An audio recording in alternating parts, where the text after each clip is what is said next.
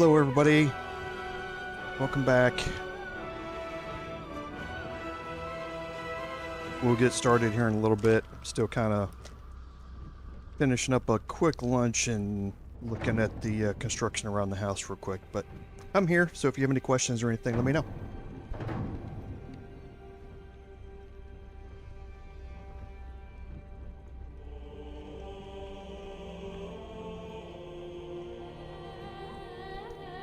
Hey, Lord Henry, thanks for being here again. I appreciate it. Welcome back, Eric.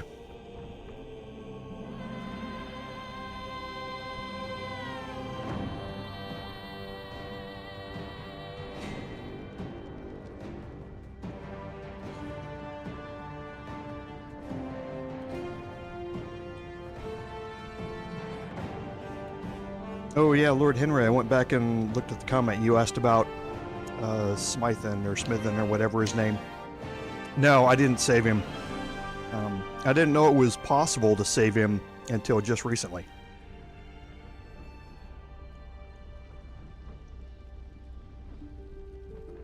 Oh, Eric, I haven't explained it yet. Yeah, I didn't have to hoard the shovels yet. It's just something I'm carrying around because I know I'm going to use them coming up. So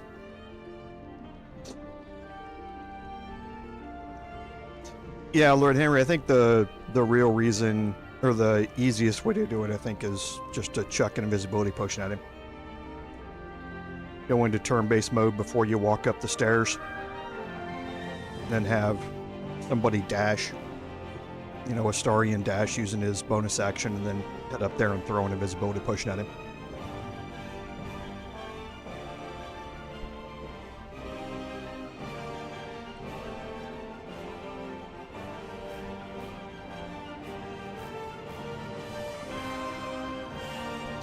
Yeah, Eric, just as a little hint, there are the number of things that can... Sorry, I'm trying not to chew while I'm still finishing my lunch here. So give me just a second.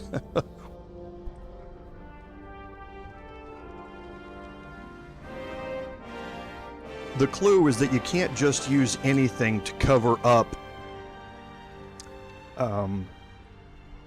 trap vents and poison smoke vents and that sort of stuff in the ground. Small items won't do it. You have to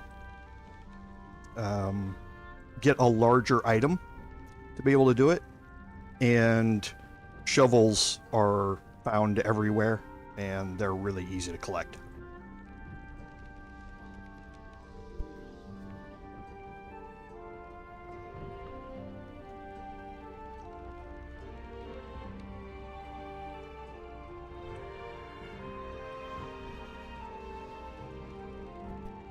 Yeah, Lord Henry, if you have, like, a ranger that can summon a spider familiar, or somebody else who can summon a spider familiar, then yes.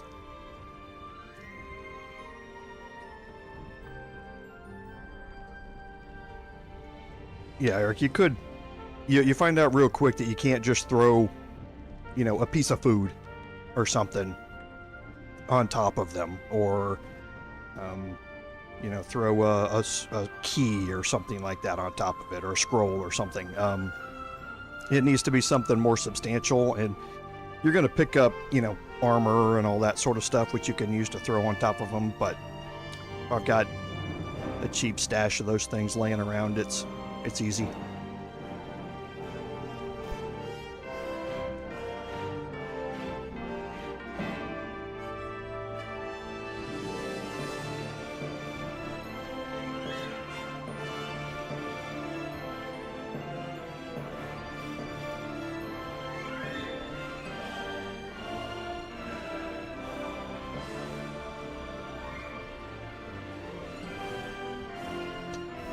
Lord Henry, do you mean with the level 4 Divine Smites?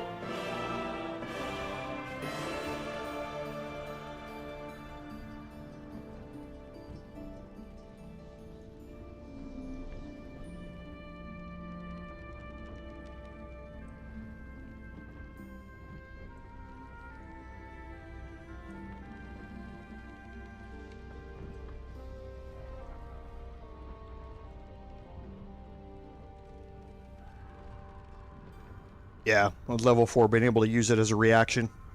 Yeah.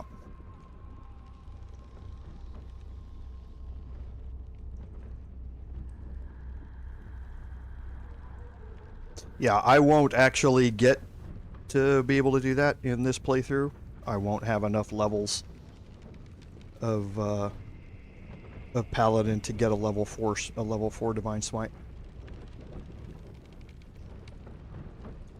But the downside to that is that they also, I believe, they fixed the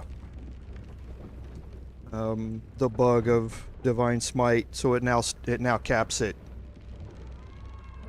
5d8 like it was supposed to, I think.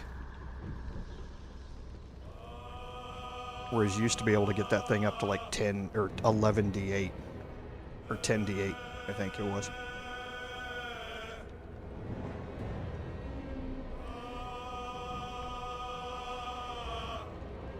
That's right, yeah. Yeah, by the time I'm done with the Hexblade build here, it'll be 5 and 7 or 5, 5 and 2. Still kind of playing out different iterations for the additional 2 levels.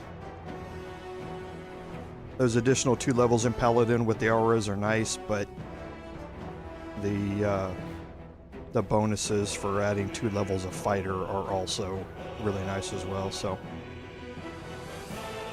bridge I'll cross when I get farther down.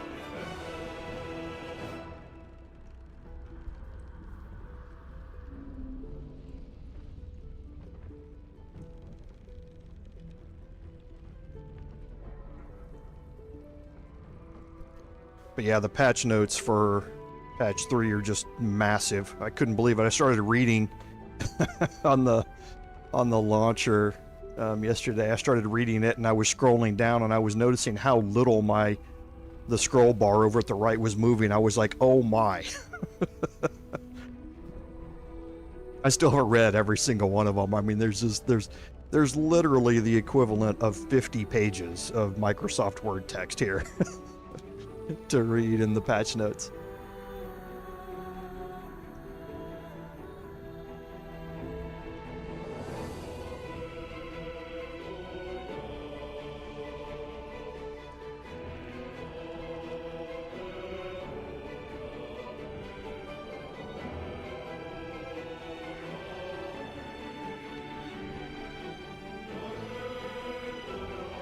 They did. Yeah, they certainly went. I mean, this is also not just a bug thing, or not just a balance pass thing. This is also a lot of bugs in how individual combat encounters worked. I mean, it's really impressive when, you know, they're taking all of that microscopic look at the fact that you had certain enemy NPCs using certain types of attacks that they shouldn't be able to based upon their inherent class, and they fixed that. Things like that. I mean, it's a little bit insane actually how much depth they went into on individual combat encounters. It was a little crazy when I was reading it.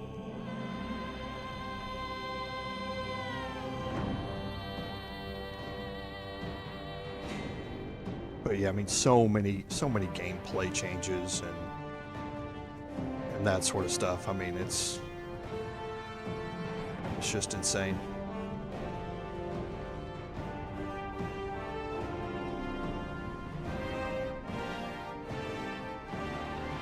You know, I'm taking a cautious approach to what the game's going to be like, honestly, as we go. I'm anxious to see what this quote-unquote new content is, because, you know, Larian famously came out before release and said that that the game was going to be complete, that there wasn't going to be any new content releases or DLCs or things like that, or expansions for this. And now with those hints, I'm kind of wondering what the plan is here. Because, I mean, from a pure logistical standpoint, above level 12, from a level cap perspective goes, your spells are going to start getting really hard to code and to script. Because you start getting into so many spells which are really, you know, DM and player creativity based. I mean, there's obviously your standard evocation stuff, which, you know, it's fairly straightforward, but once you start getting above there, it's gonna be a little hard.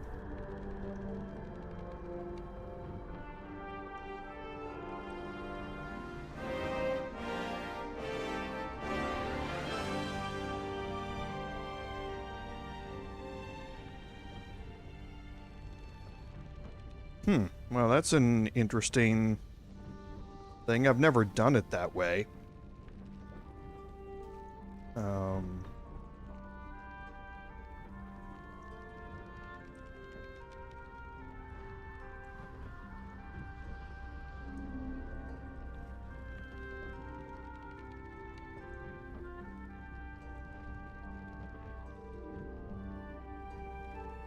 But we are going to be exploring that fairly quickly. I don't think we'll get to it today. Well, I know we won't get to it today, but we're going to be exploring that pretty quickly in the in this live stream. So.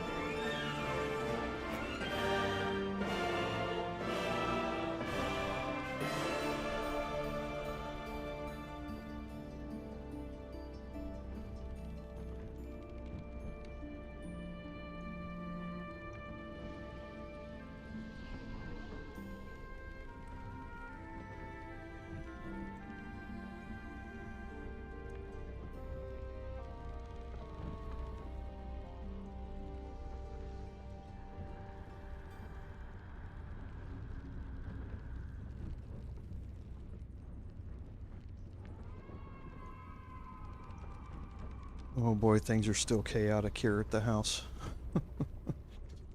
So I hope the noises weren't too bad on the previous live stream.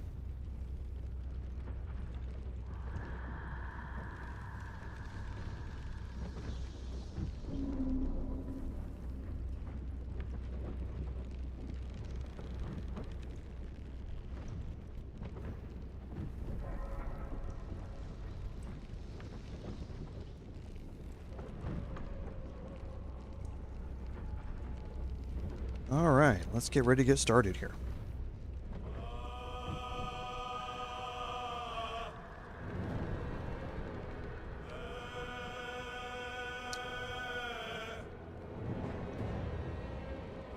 Welcome everyone to today's live stream, episode 8 of our Baldur's Gate 3 Paladin gameplay series.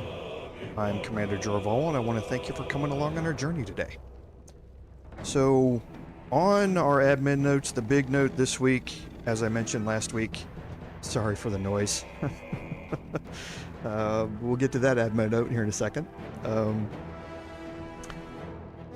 Patch 3 was released yesterday for the game, and it is massive. It's huge. I honestly don't know where they get the manpower, or the person power, I should say, to be able to go through all of these changes, but they've made a lot of them.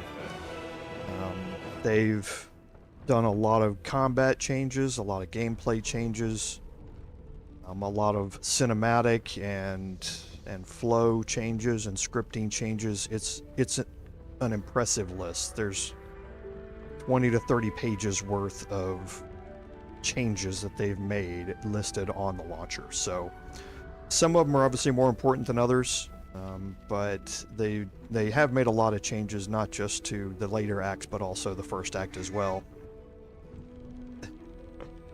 So sorry, the noises. So make sure you're fully updated if you don't have automatic updates turned on, and make sure you've got it downloaded, because there's a lot of good stuff in there. So on the second admin note, as you have probably heard at least a couple of times here, I have contractors here at the house today. They are working. They're going to be working for the remainder of the day.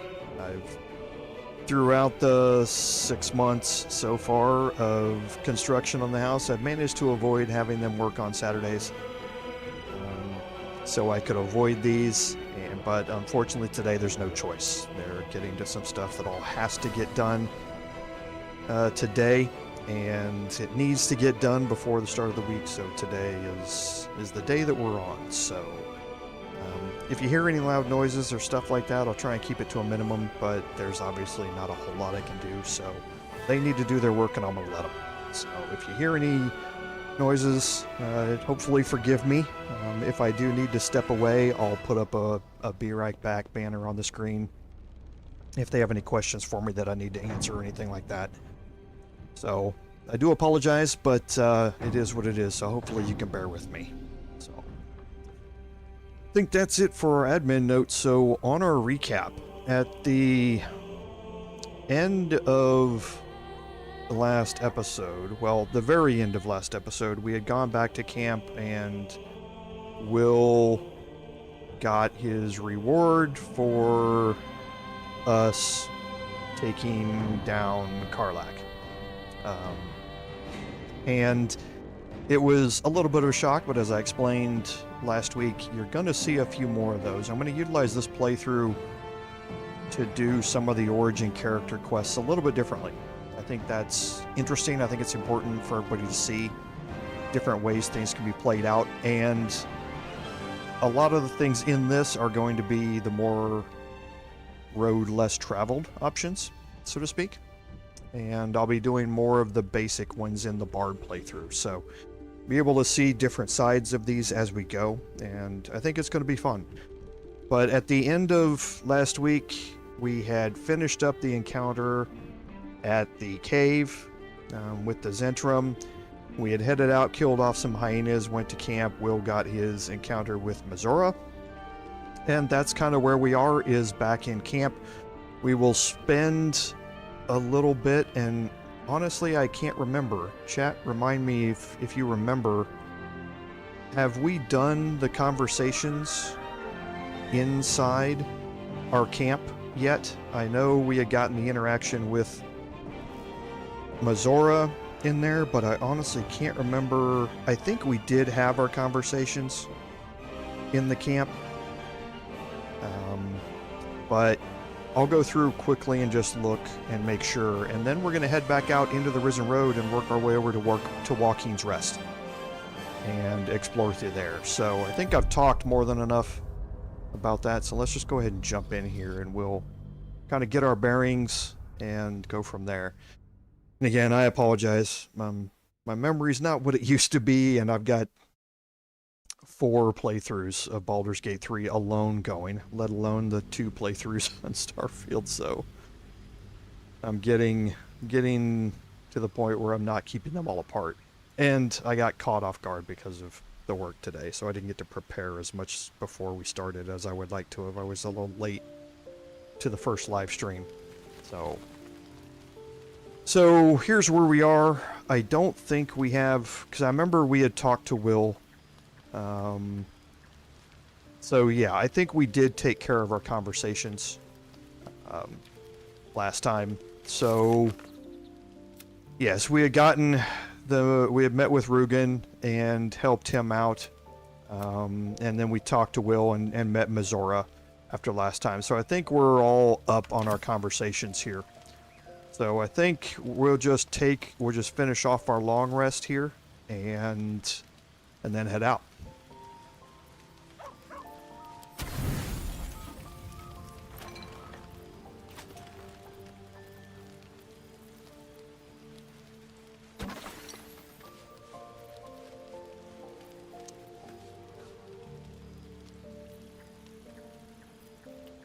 Get us a 5 here somewhere.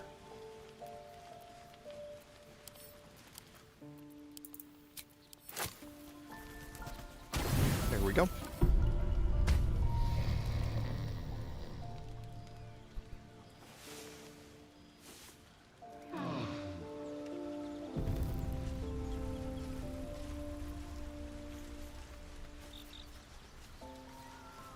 Alright, so here we go. Let's just take stock of where we were. Okay, so we had swapped over to the Mace +1 during those encounters. We're not going to need any combat abilities for a bit, I don't think, but we'll kind of leave it where they are.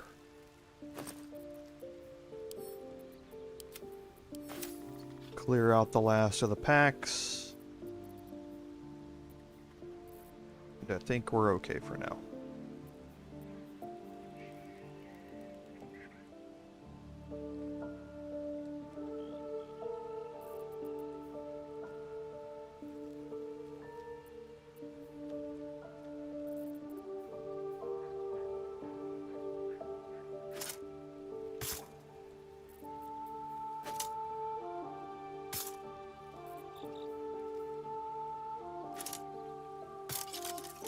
Okay. Actually, I need that here. Let's get on with it. Yeah, because that's Channel Divinity. Can't give up Channel Oath here. So... yeah, gaining heroism. Okay, that's nice. I don't think there's anything else that we had come up with last time that we needed. Astarion. Again, I'm just missing how I've built each of them out. He's still light armor. Yeah.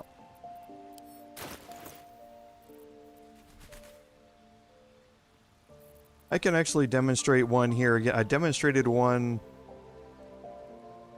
on the Bard live stream, I think, with Lae'zel, but I can do it with my Paladin here again, because that's a crappy... the chainmail is just a crappy armor skin. I can do it here again.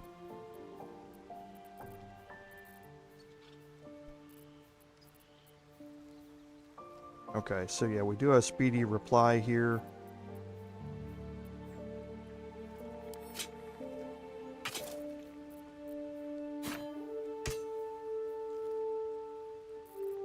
Don't touch me. Oh yeah, I forgot. Gale's not proficient with scimitars, that's right.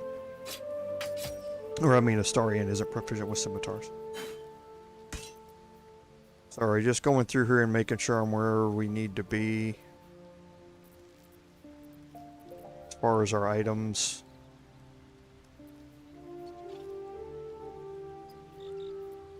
Okay. Think this is about it.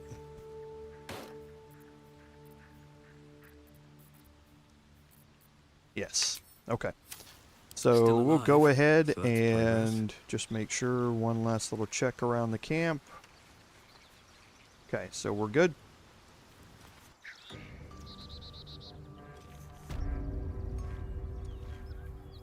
Okay, so here we are on the Risen Road outside of Waukeen's Rest. And we're going to immediately head into Waukeen's Rest from this side over here and head up to the door. Time to press ahead. Smoke. Something's And burning. when we get here, we're actually going to break this group.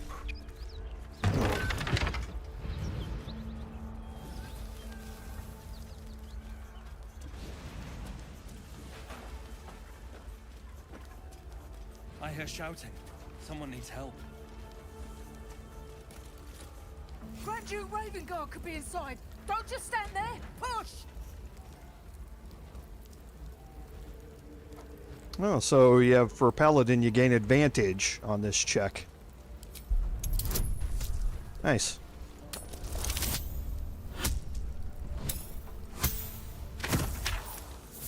I do love me some advantage.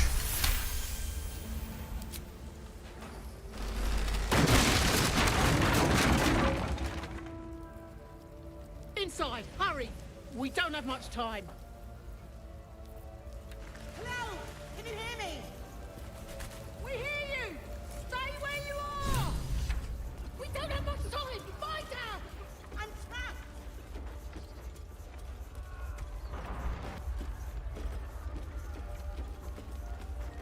The heat coming off that door. Opening it could spell trouble.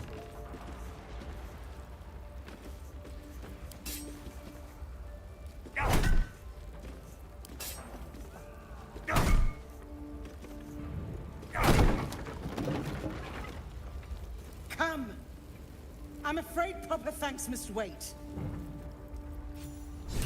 Okay. See how well the pathing works here.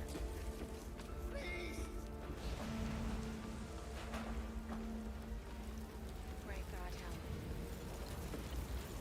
Beyond, teach us care when we would be reckless. Teach us certainty when we would have doubt. So it is spoken, and so is it done.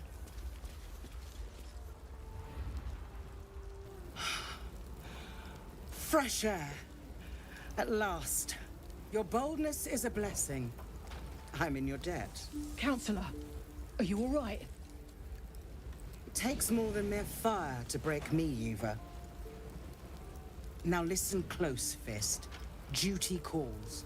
Drow have taken Grand Duke Alder Ravengard westward, if my eyes and ears can be believed. Gauntlet, report to the man and send for reinforcements. We must find the Duke. On your command, Counsellor. The rest of you, count the dead. Take word of their sacrifice to this city. And you, I must ask again for your aid. Please, rescue Ravengard from his drow captors. The Council will reward you for your effort. May I trust you'll see it through?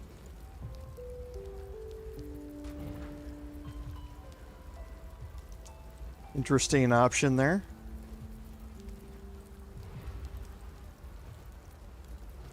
A champion indeed. He's the invisible force holding Baldur's Gate together. Without him, the city faces collapse.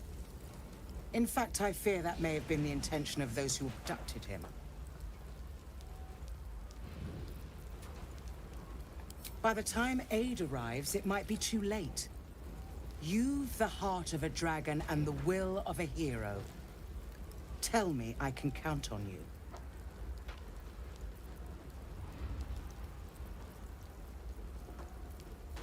Moonrise Towers, along the old road. That place is cursed. Few could survive there, unless darker forces are at work. This was no random attack. The Grand Duke was their target.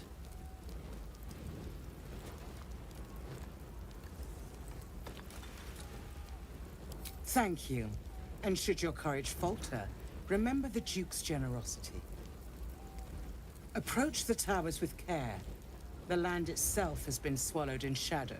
I will seek reinforcements and join you when I can. Fist, to work. Okay, so we've talked about this choice before. I think earlier on, it's for me either it's one of these two. The trident can be very useful, especially if you're dealing with a either a throwing build or your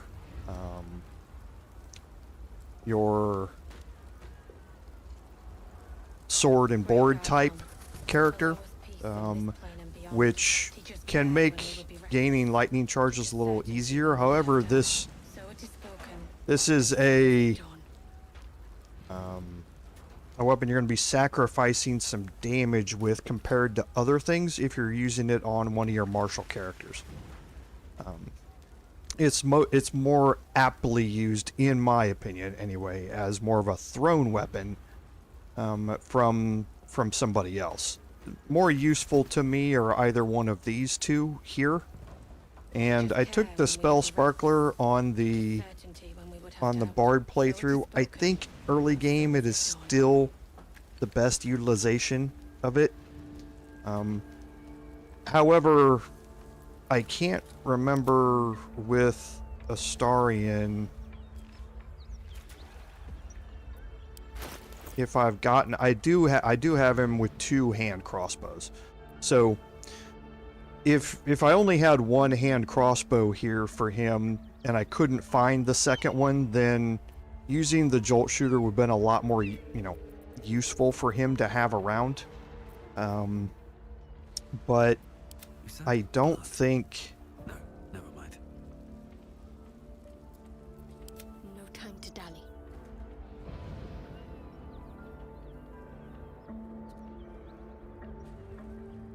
I guess I could.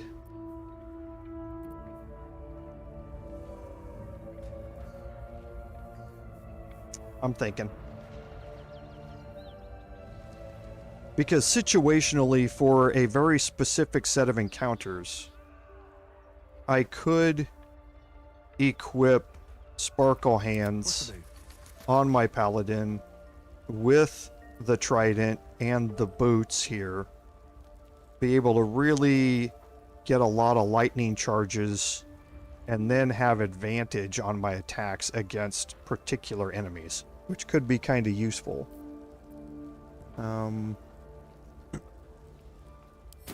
You know what? I think again, road less traveled. I'm going to take the Trident here, and I'm going to utilize that as my sword and board weapon in place of the mace +1. So you see I do lose a point of damage over it. This is got a +1 enchantment. This does not. So I lose a maximum possible point of damage out of it in exchange for gaining 2 lightning charges when I hit with it. So I think I am going to go this way and just kind of see if I can make it play out the way I'm kind of, If not over, or I was quickly thinking in my head. Great guard helm. Sometimes those thoughts that come in quick work out, and sometimes they don't. So we'll kind of see how it goes here. Teach us certainty when we would have doubt.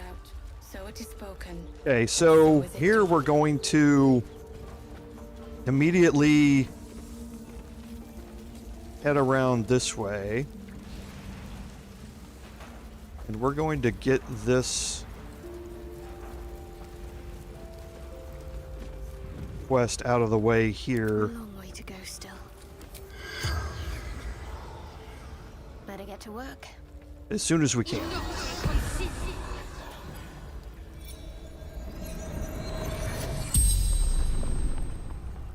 The corpse regards you lifelessly.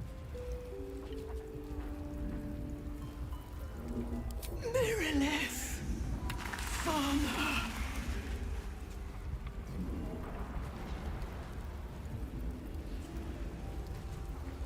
From Eltergard, traveling, sister's wedding. Finding husband Benryn inside. Door locked, trapped, fire. Inside room, top floor. Dowry for sister in barn. The spell's power wanes. You can ask no more questions. Okay, so On I go. we're going to go in this way. this time. All right. What now? With haste. Benryn is right there. We have the same thing happening with the door here. And Someone help! I think what I'm going to do is actually... Great guard helm. Allow Yeah, peace in I'm gonna do this instead. when we would be reckless. So I'm going to...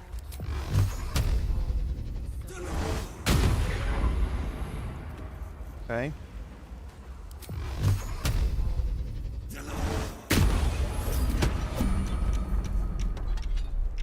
Seems like a good moment to talk.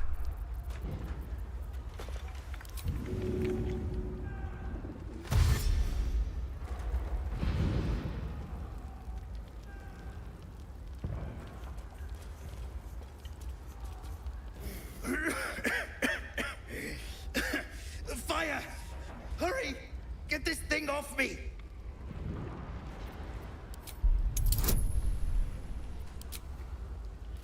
Okay, I could add that in, but I don't think it's necessary here.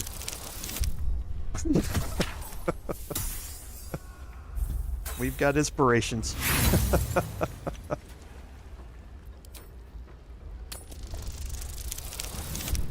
Oh yeah, this gonna be a good day, chat. This could be a real good day.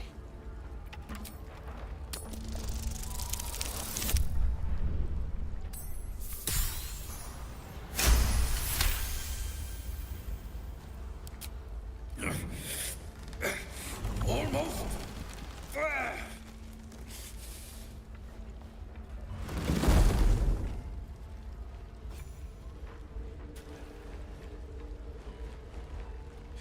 Thank you.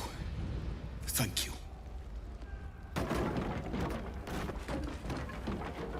Okay, so the question now is, coming in this way in early access, Benryn did not want to leave this way.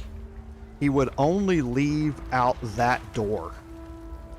So I'm anxious to see if they have There's no time to waste. modified this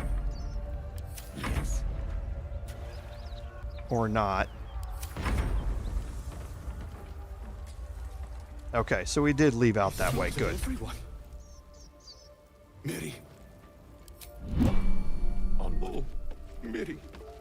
No. No. All's well that ends. Not as bad as it could have. Okay, so now let's take our Paladin out around the front. Moving ahead.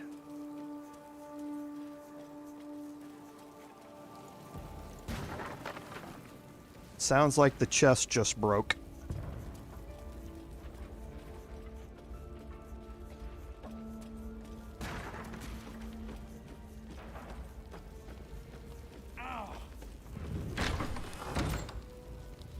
Nope, it didn't. Okay, so move right up to here, and we'll just jump as far as we can into the room. Let's have Nope. a look. Just walk up to it, please. Thank you. Pick it up.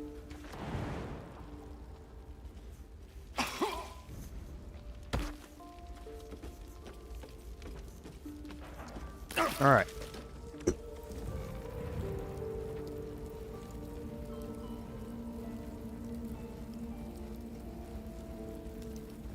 Oh, that's interesting. So if you rescue him first before you talk to her, then you have a different set of questions. Like I say, I love the things that that Larian has done with the game here.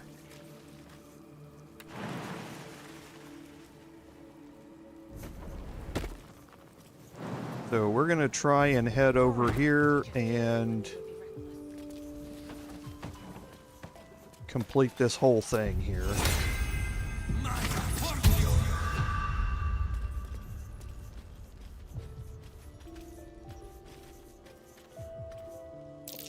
Looks like there's a chest buried in that hay.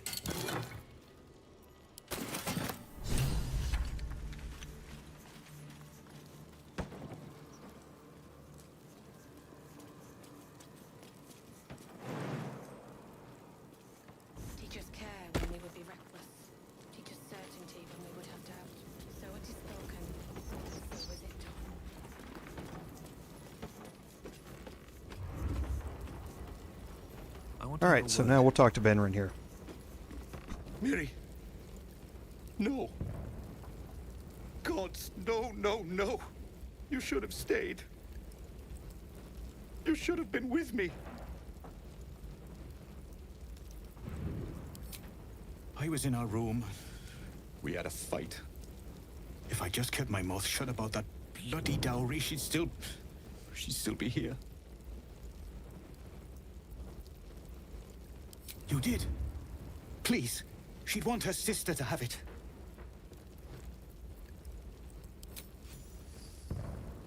I know this doesn't change anything, but it helps. Thank you. I need some time alone with her. To say goodbye. Okay. So, finish that off quickly. Just get it out of the way. And that kind of helps us progress through the rest of this area here. So it is spoken, and so is it done. Oh, so he asked you to ask her where the dowry is. So you get the same information, it's just in a different fashion. Got it.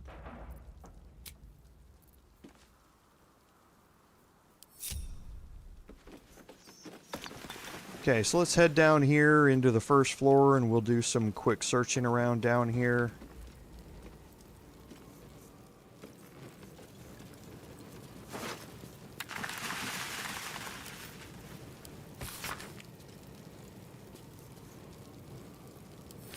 Great God, help us. Allow us peace in this plane and beyond. Teach us care when we would be reckless. Certainty when we would have died. So it is spoken, and so is it done.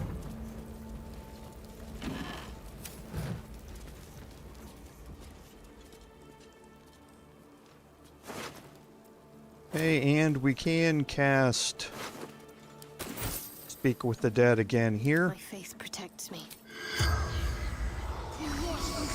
And if you're watching multiple live streams, then you've seen these before.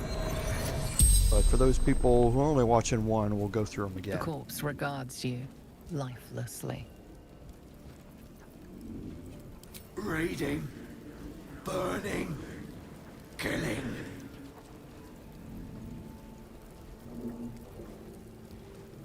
Absolute. Wants him.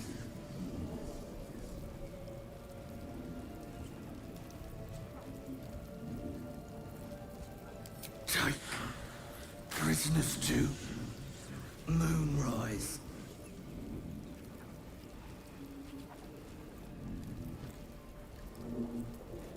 Krog. Hunter.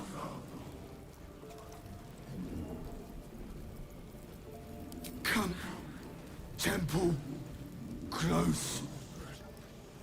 The spell's power wanes. You can ask no more questions.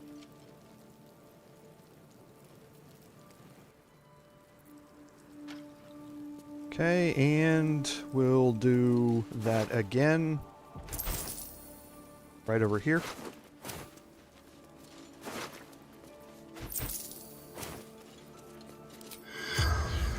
On the drop.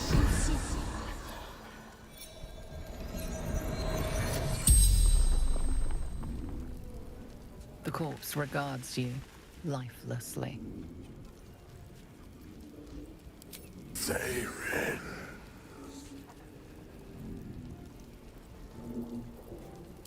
From Sharth. Before the Absolute. Male.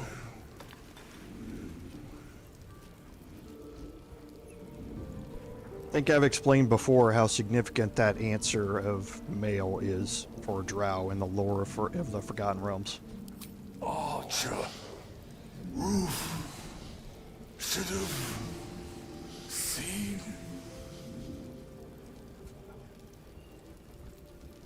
The corpse remains silent. It does not know. The spell's power wanes. You can ask no more questions.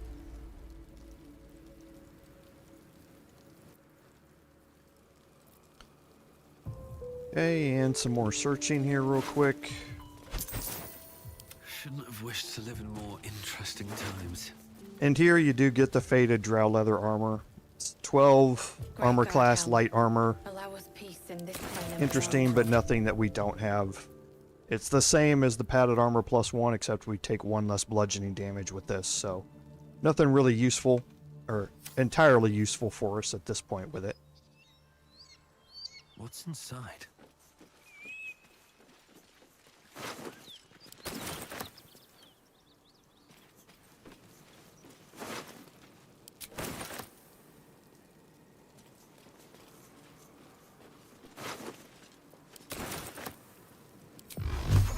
So it is.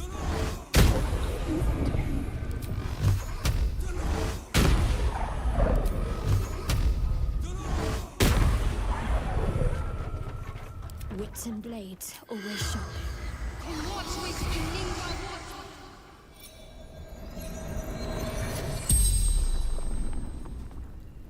The corpse regards you lifelessly. Gauntlet. Marilla. Flaming fist.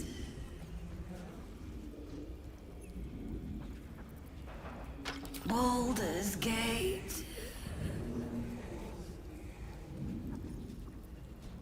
The corpse remains silent. She doesn't know. Dead or dying.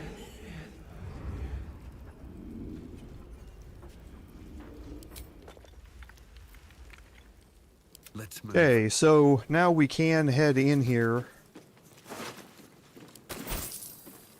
These boots have seen everything. We cleared that way out.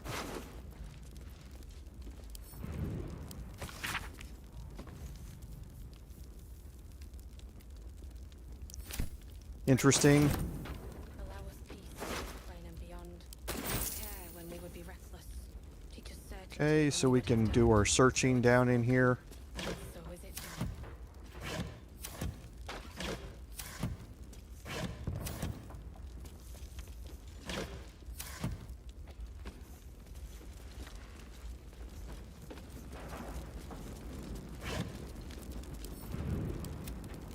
And pick up all these camp supplies that are going to be down here.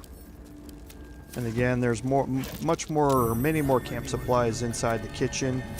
However, I tend to, well, I always wait too long to go actually look after them. We have another burrow horror. That allows you to get in from the outside out here, I believe. Open up.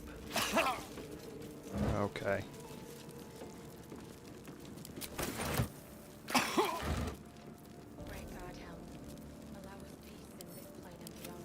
Teach us care when we would be reckless. Teach us certainty when we would have doubt. So it is spoken. So is it done. Okay, so let's see if pathing gets me out of here or not.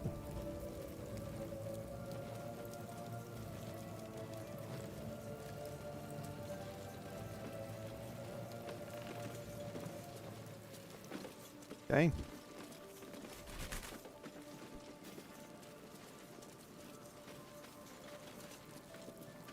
And we'll break our group here and go in and just do a quick little search through various little areas here. Like I say, most of this is going to be already well and truly on fire, and it's just going to keep getting worse the longer you stay in here. So I'm just going to pick up a few things here and there that I can, but I'm not going to press my luck too much in here.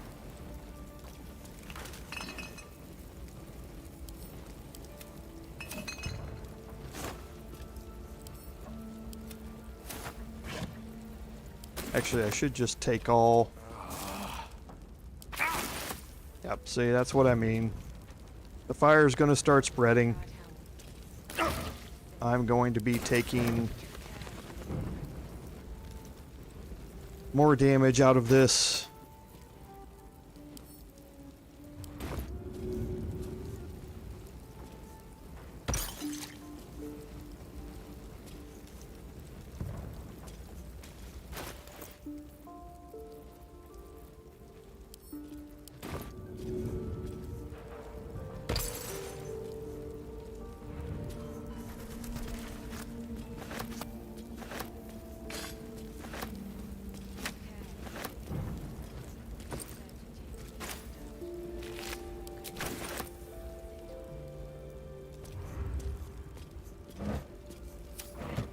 Okay, and I can kind of chuck these over here.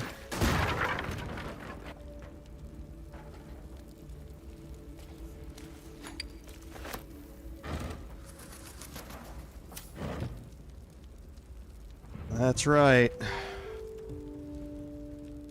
I actually do need to go back and try and look up that episode where I accidentally did that.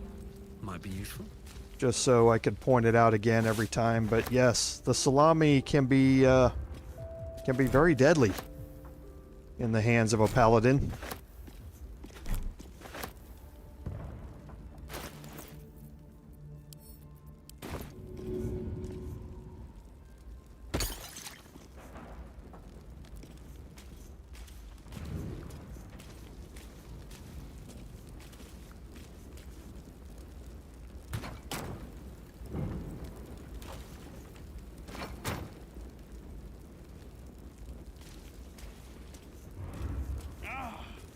That sounds like something that one of us content creators would do.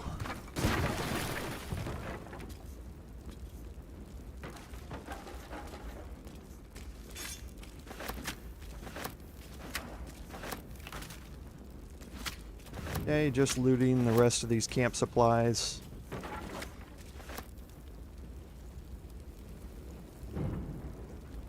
Then we'll head over to, I believe I'm encumbered. Yes, I am. So we'll head over here to the other side real quick and we'll start being a little more careful about where we're walking as the flames start to spread here.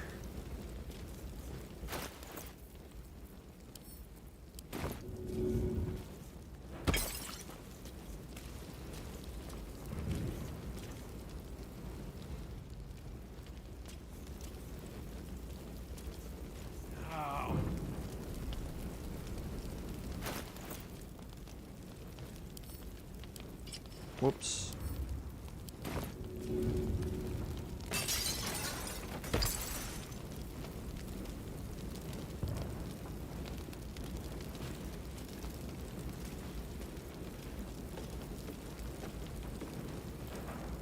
Okay.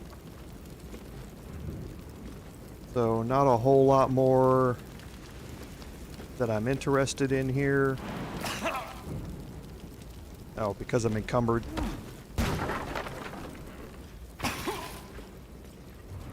Alright. So we'll just work our way out of here and send all this to camp.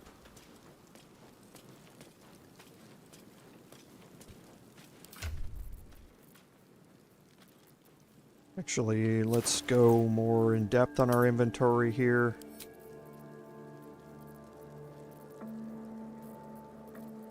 So all of this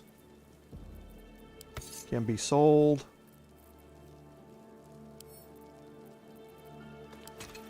All of that. Nature's Snare, the Shattered Flail, and the Mace +1 can now be sold.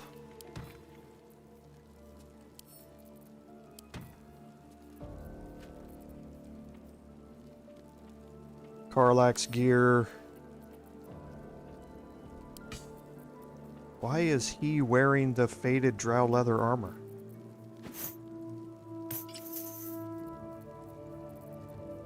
I hope that wasn't me that did that. So going down all the way down through here, and then we can remove that. We're not going to need the Oak Father's Embrace.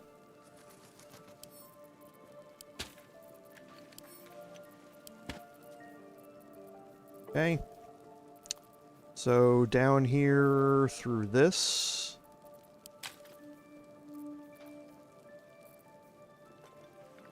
The grease bottle can go over to Astarion. We'll keep the holy water with us.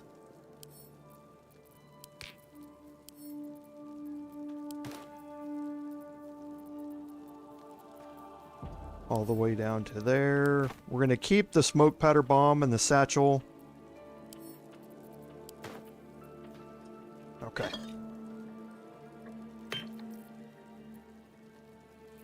Think that should work. My faith will guide me. What a day. He's good, and now Astarion. So... Okay, so this is... I remember the difference. There used to be... I'll keep one of those around. Actually, well, I'm going to keep both of those particular ones around. I want to see if either one of these now works with the Craft the Masterwork Weapon quest. It only used to work with this one and not the other skin, basically, of it. But I'm anxious to see if that's been fixed or not.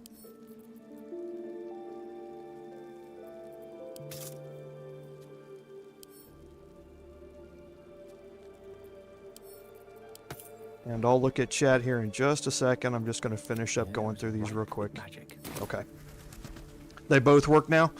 Okay, good. That was going to be the thing I was interested in, was whether each... Because I wanted to try out have the new skin as opposed to this one. But if the new skin works, then I'll just have that just to show that it does work. Oh. Great God, Helm. Okay, so I am encumbered, so let's just move off a few things here.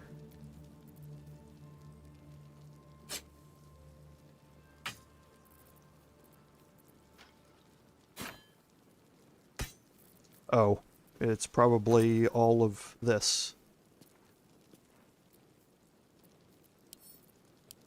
Yep. Ah, yeah, those two, right. Okay. No one stopped me yet. So, we are going to... Great God, Helm. Allow us peace in this plane and beyond. Teach us care when we would be reckless. Might as well. Teach us certainty when we would have doubt. So it is spoken, and so is it done.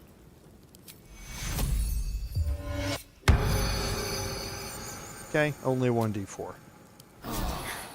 That helped.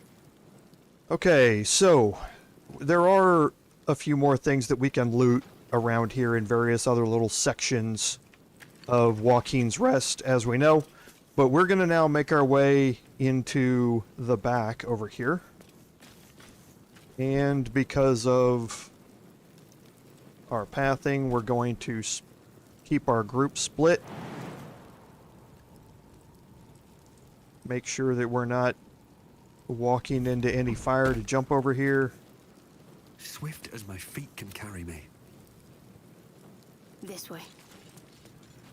Our low strength characters are going to have to make this in 2 jumps. There's kind of a safe spot. Well, he might be able to make it over here in 1. Or she.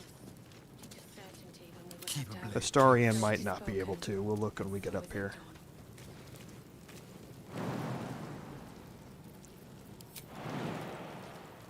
Yeah.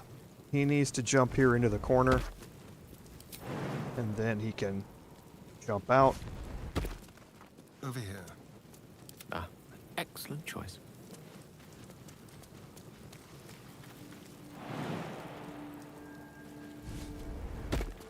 Forthwith. Looking ahead. Alright. I need to find a way forward. So here we did come out of our long rest. So, trying to think of what other... Yeah, I'll go ahead and use one. Just because I don't think on the Bard playthrough we showed the conversation. So we'll show the conversation here. Monsters everywhere. Kill.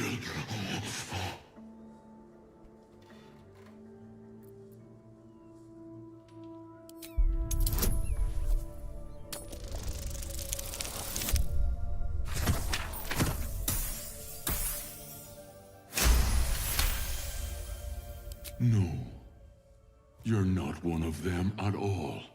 I was ready to run you through. My mistake, friend. An attack. Monsters. Little ones and taller ones. They took the shiny one. He killed many. Yes, it was screaming, waving around its metal. I made him stop screaming. Him?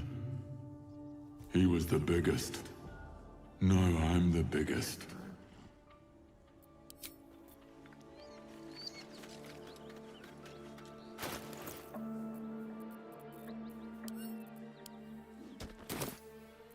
How delicious. Simple.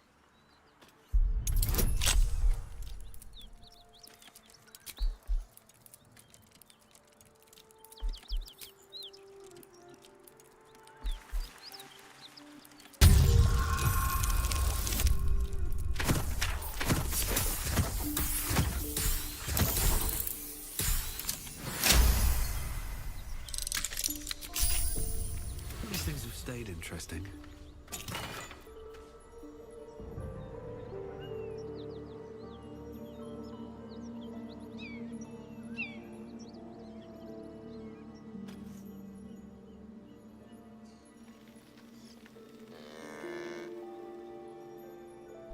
So the Hammer Raft is a very interesting maul here.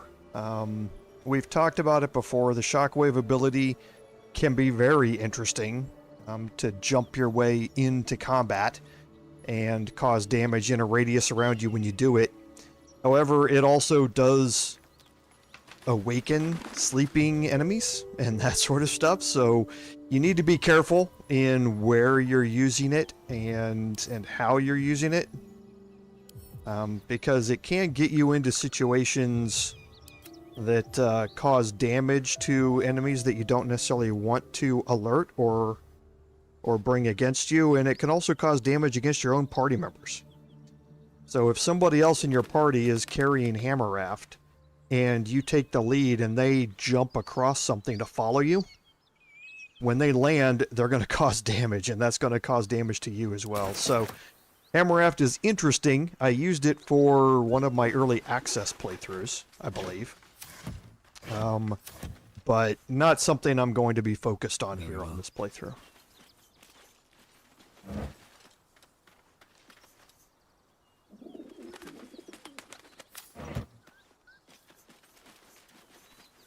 This is the spot Rugen mark.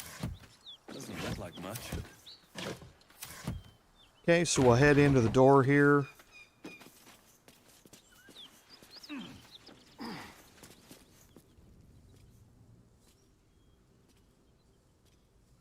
You spot a man crouching between the shelves, just as he spots you. Bugger! Oh, hell, dwarfs! I thought you were Flaming Fist. Well, down you go then. They'll be on us soon, so if you're looking to trade, you best be quick. Entrance is hidden behind the wardrobe. Here's the key. Yeah, that's true, Eric. There are some very definitive limits when you're playing tabletop, when you are approached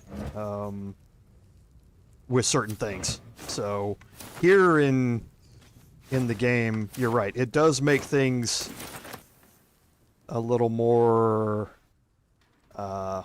No traps. well, overpowered would be the word.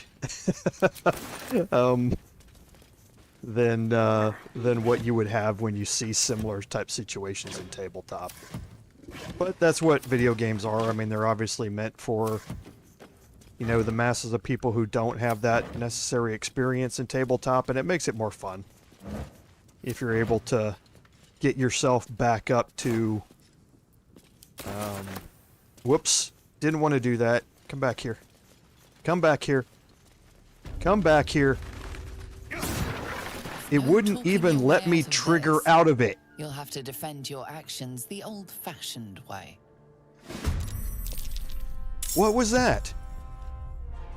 I accidentally clicked to attack a fire wine barrel, and the whole time while he was running around to go over there, I was clicking back here to get him to exit out of it, and Oh, wait a minute. Did I somehow get switched over to Astarian?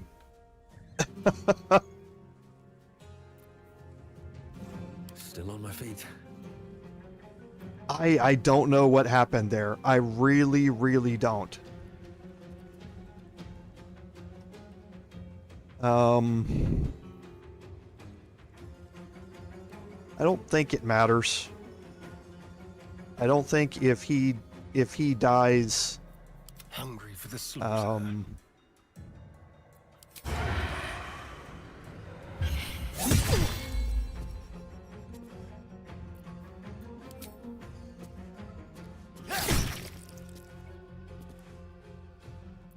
What should I do?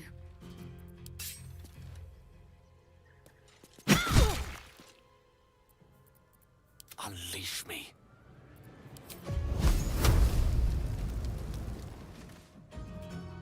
And he's too close. He's going to get an opportunity attack there. Time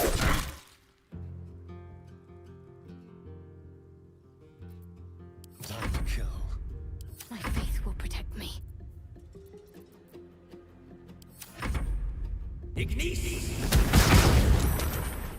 Oh, that was interesting.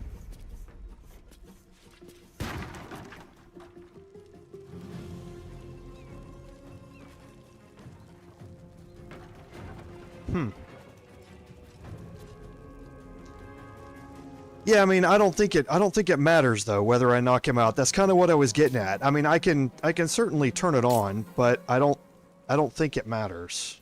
I'll turn it on here, but again, I don't know as if it matters if I knock him out here or not.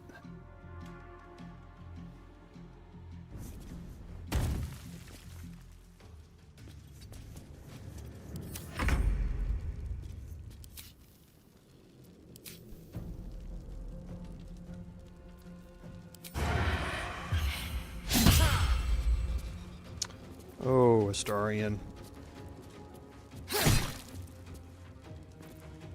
Creator. Destroyer.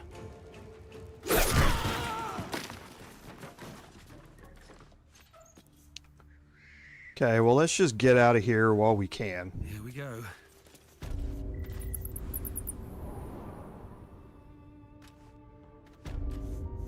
Again, I don't know as if it matters if you kill him or not. I don't know if that affects the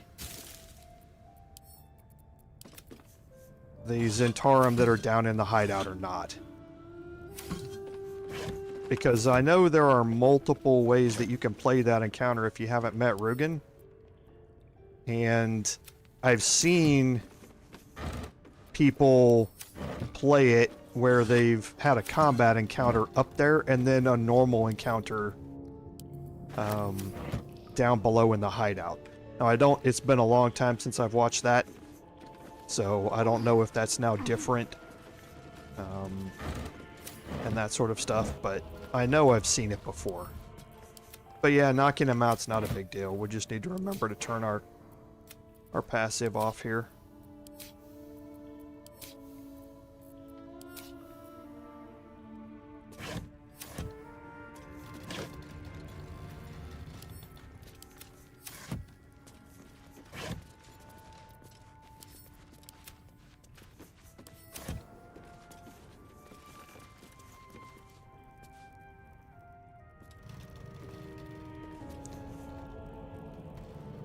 Yeah, I don't think I'm going to have to with Rugen down there.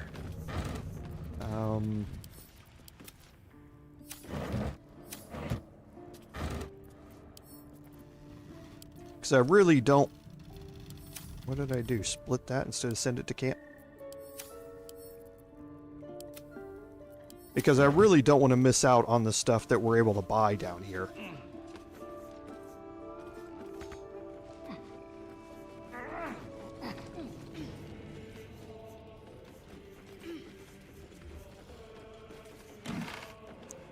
So, like I say, I'm pretty sure I'm going to be okay, and I'm pretty sure that you're going to be okay even if you killed him up there, but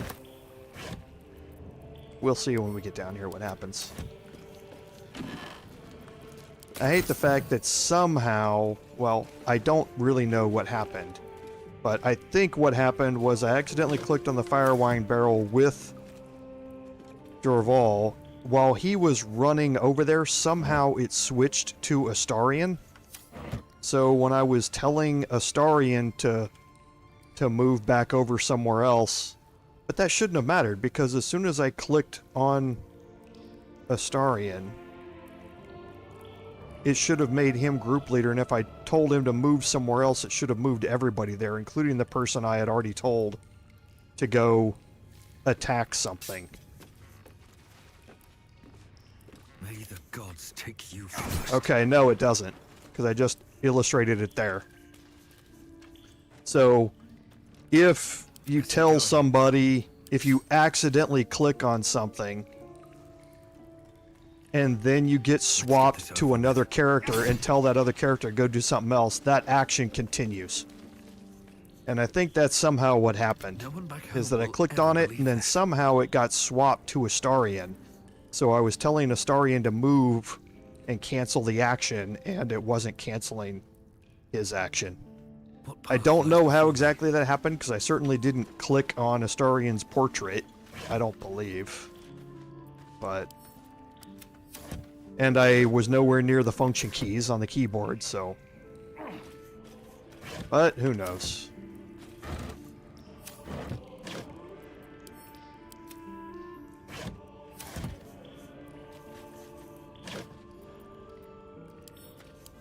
But knowing that game mechanic is there and how it works, hopefully will help me avoid it in the future. Look at that.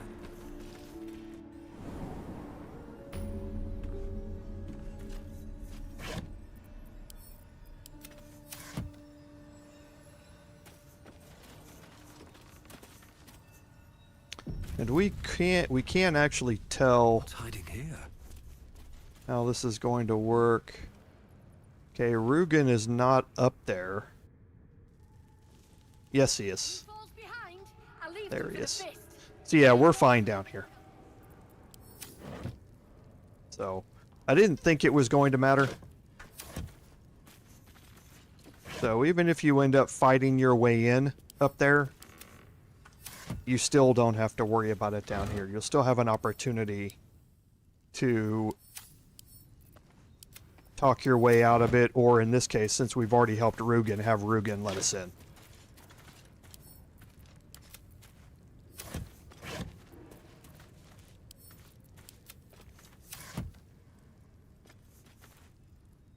That's far enough.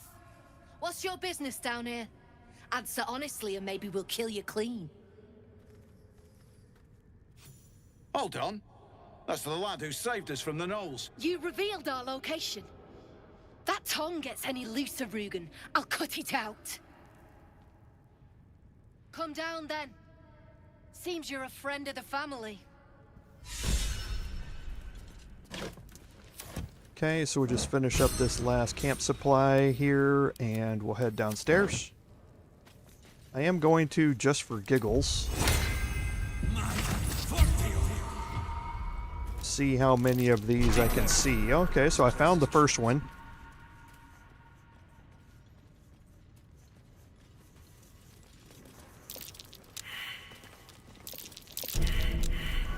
Okay, so we did manage to find that one.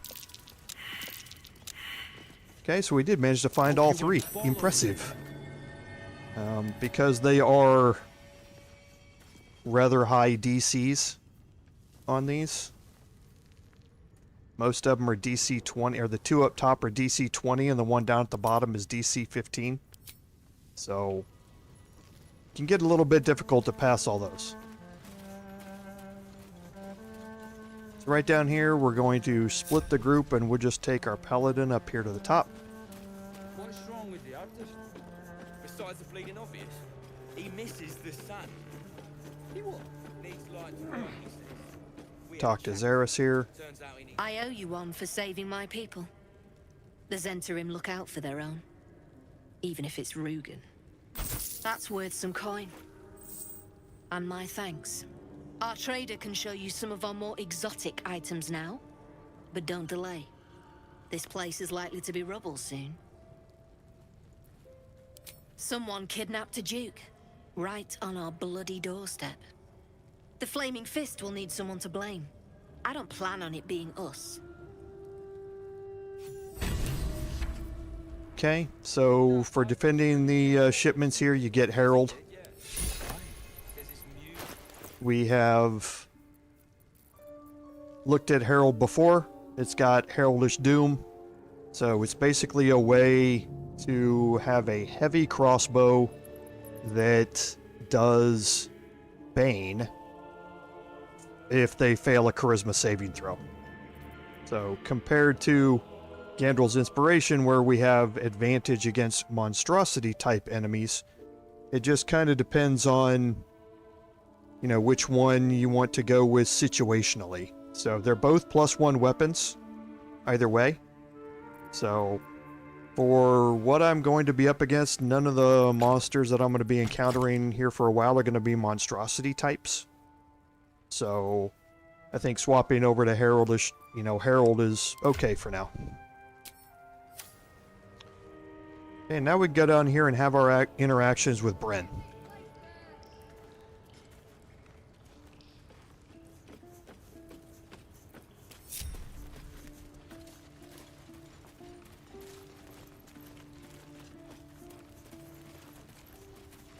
Jeez, come on, click. Well, thank you. Don't you cut a fine figure? Want your portrait done? If you have the gold, my pet artist will make you a most heroical likeness. Let's say we're his patrons, yeah? Found him wandering the wilds alone. He needs protection. And if his paintings cover our costs, so much the better, eh? Are you looking to buy him?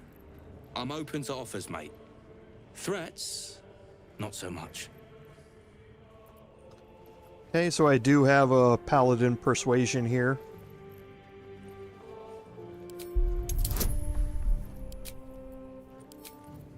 $50-50 at its minimum. Oh boy.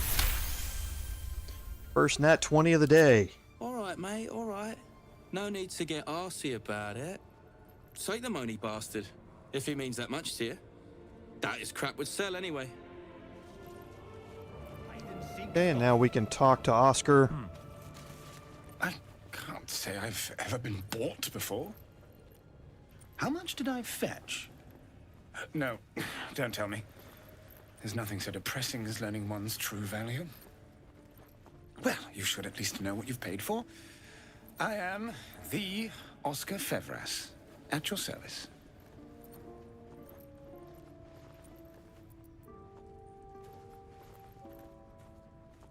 A genuine pleasure.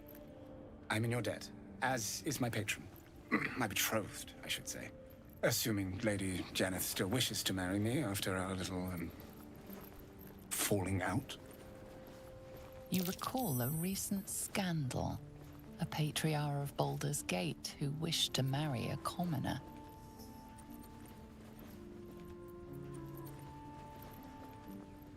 I did not run away. A date was never set. There were complications. Before my thing, my patron, there was another woman. One I planned to spend my life with. But when Lady Janeth offered me a future, well, it felt only right to mention my past. Right, but unwise. I was forced to retreat into the countryside, to paint and to clear my head. To choose, I suppose. Indeed. One to split the very soul. But I dare not dwell on it any longer, lest I weep. And we have your reward to consider, once I have made my way safely back to the city. Say, I don't suppose you could spare some coin, could you? Ease the discomforts of the road some. A hero to the hilt. Seek me out in the city, truly. Beneath my brush, you'll live forever. Until Baldur's Gate, then. It's funny watching the approvals and disapprovals from that choice based upon who's in your party. Astarion disapproving is obvious. He dislikes poor people to start. But him being a rogue also, not giving away money. Shadowheart disapproving on that is awesome as well.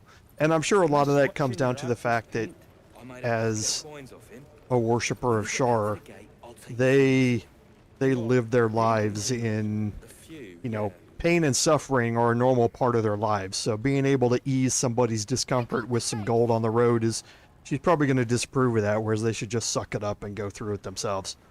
So it's pretty funny to watch those things and think about them when they happen. Something I can help you with? Of course. Got some interesting stock for a friend of the family. Okay, so Brem is obviously, this is one of the things where you don't want to miss the items that Brem has available. There are some really cool items in here, and they can be slightly different based upon what rolls in the loot the first time that you get it. So I'm going to just barter away some of these clothing items that I have that I don't need. I'm just going to give them away.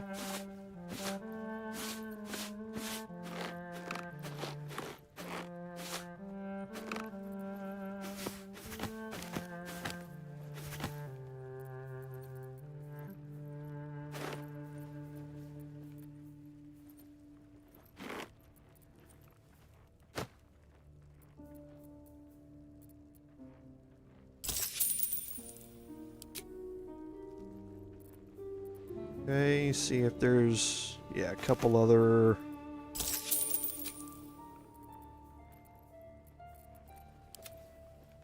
minuscule things.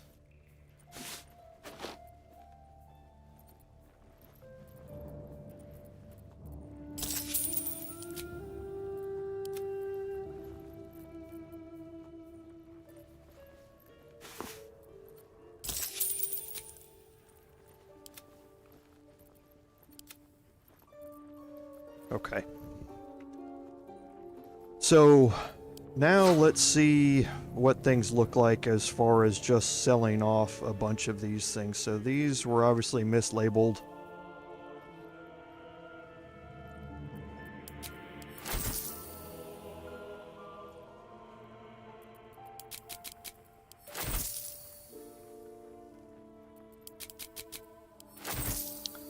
And we'll just sell these things off until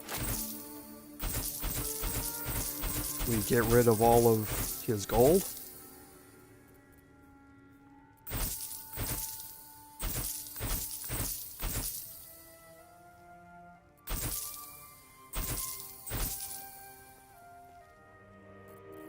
Okay, and then we'll start looking at his inventory here. So we will actually, assuming we have some interesting ones. Okay. So I will take one of these, just so we can go through that process and show you what it looks like. So the Jolty vest is medium armor. It's one of those things where if you have somebody who's constantly going to have lightning charges, then wearing this can help them do some revenge damage, basically. For anybody that attacks them, they're going to get shocked in return. The Giant Breaker is a really nice crossbow in that it sends your target reeling. When you hit, reeling targets have a -1 to attack rolls, which is a great benefit. It's basically another 5% chance that they don't hit you. The Titan String Bow is a great bow to have for your strength-based characters, and that it adds your strength modifier to the bow damage. So that would be great for my Paladin here. However, eventually strength is going to be a dump stat for me in the meantime, it would be, a good weapon to use. It's 1d8 plus 1. My strength modifier right now, I believe, is plus 3. So it's 1d8 plus 4, basically honest damage, compared to Herald, which is 1d10 plus 1. So my damage range is 2 to 11 versus 5 to 12. So it's got a lot higher minimum damage, only 1 point more maximum damage available to you. Whereas here, and I'd miss out on being able to bane a target, and baning a target means that you have a 1d4 penalty to attack rolls and saving throws. So that's why Herald is better for situationally, especially against low charisma targets, which most of them are going to be low charisma. Herald is better than Giant Breaker. Giant Breaker is better for against all types of targets because you don't have to make a saving throw to get a definite -1 to attack rolls. And then Titan String, like I say, once I change over to the Paladin, it's going to be completely useless because my strength modifier is going to be, like I say, strength will be a dump stat at that point. We've talked about Gloves of Hail of Thorns before. Just allows you to cast the Hail of Thorns spell once per long rest. Not really worth it in my mind.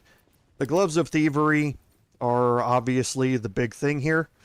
This is something that you cannot miss out on.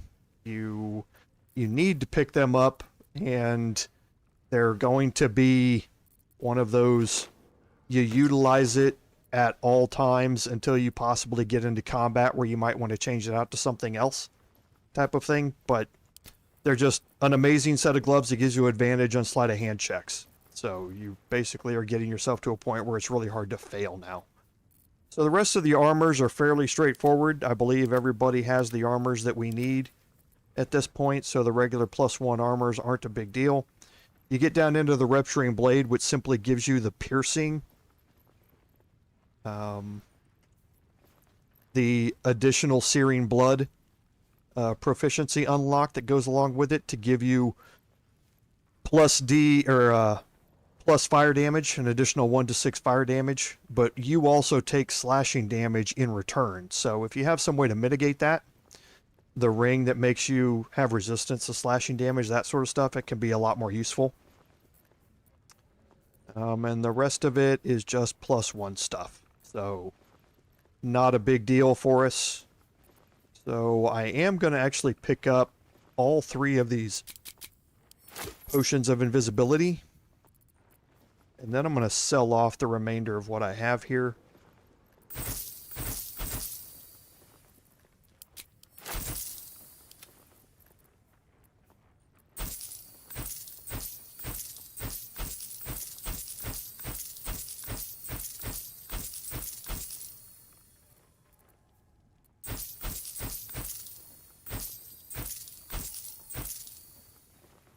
Okay, and then Astarion is still carrying some items here. Is there nothing else that I want out of this, just to make sure?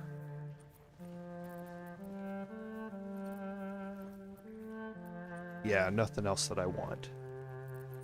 So let's go here and take a look real quick and just make sure.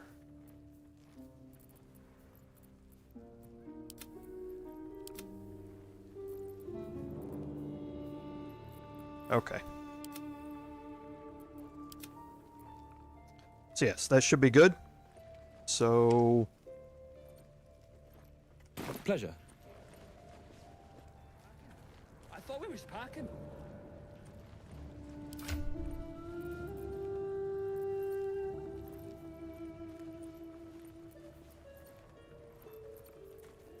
okay, so our do this the other way. I do need to clean this up anyway. So the black and furnace red dye, again, we're going to combine this with our armor here.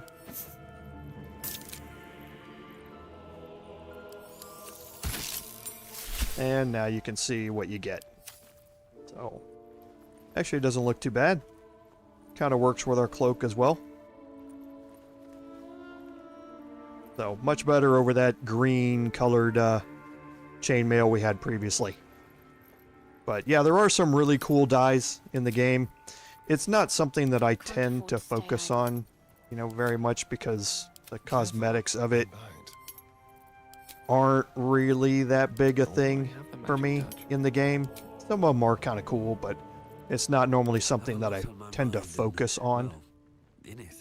And I need to remove these additional pouches. I'm going to go sell those off right now, just so that we don't get any confusion with where stuff ends up with those. Something I can help you with?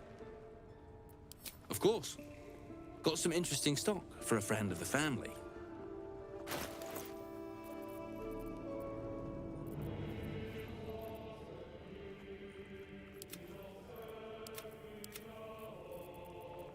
I can't sell it, and I can't barter it either. Oh, they're orange outlines. Yeah. Yeah, that's not gonna work. Can I send these to my camp? I can. Okay. And then these I'm gonna remove from wares and send to camp as well.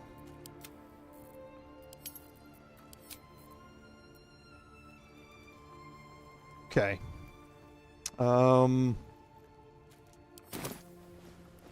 Alright.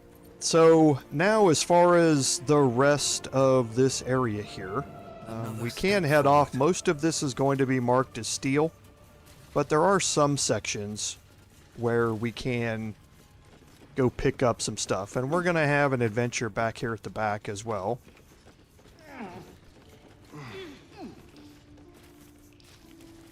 Oh, so Eric, if you mark them as wares and then tell them to sell all wares, then it will sell them that way. He didn't have enough gold for me to sell all wares in this instance. What's that? But that's an interesting way to sell them if that works.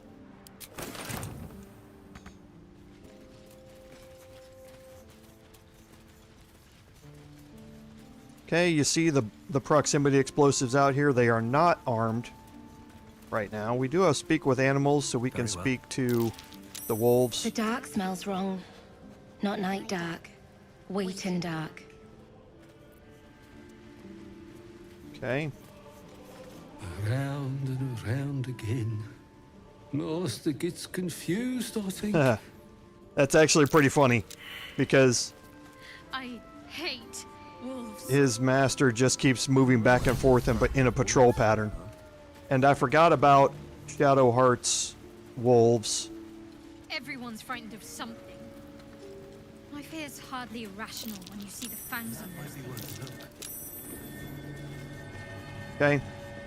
Just to let you know, there is a burrow hole over here which lets you get in here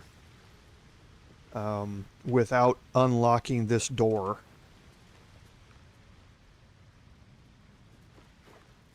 So let's talk to Shadowheart about her fear of I wolves. suppose you've noticed I'm not terribly fond of wolves. They're ravenous predators with fangs like daggers. It's hardly an irrational fear to harbor. You've been decent to me so far. Maybe if you can, don't make me face any more of them. At least, not alone.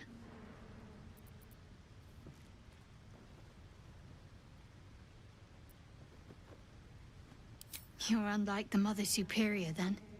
Maybe that's what I like about you. You're different.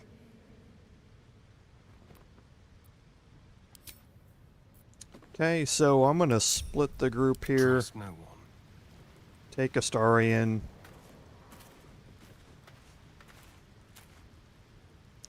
Okay, so we seem to be okay as far as our detection cones go here.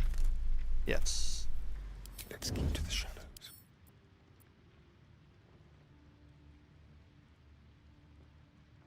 Oh, did I use my action to hide?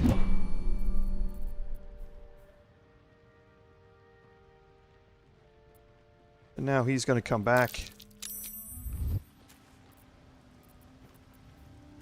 Ready or not.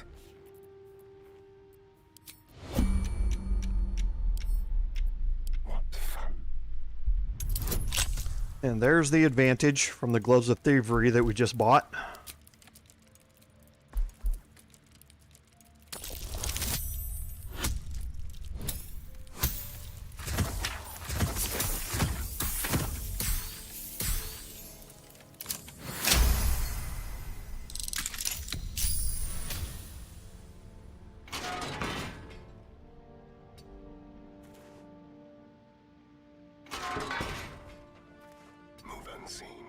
Okay, and now that I'm in here, Someone's left a trap out for us. I don't think I need to stay in turn-based mode now that I'm in here.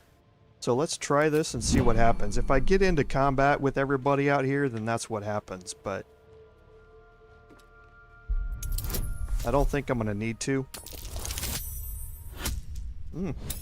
Second nat 20.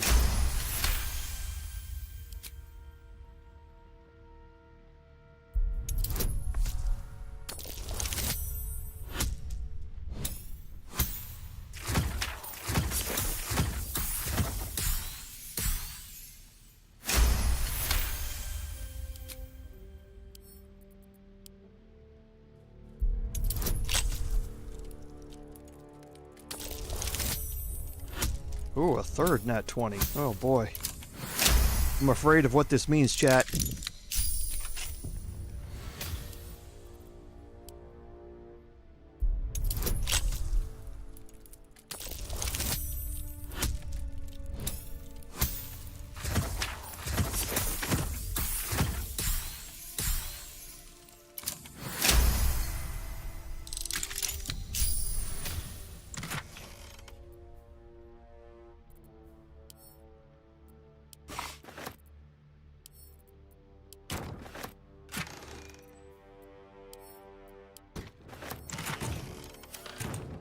Yeah, I know. That's exactly what I'm thinking, Eric. These failures are all going to come after me here. I can just see it.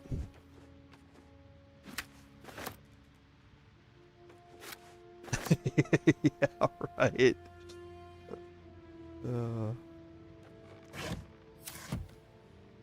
Well, there isn't going to be a whole lot of combat in this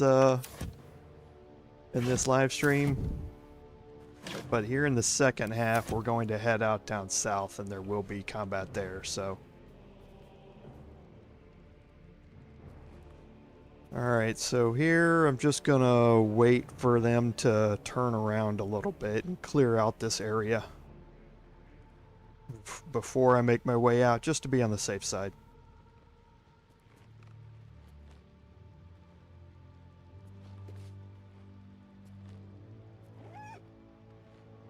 Okay, quit poking at the fire here.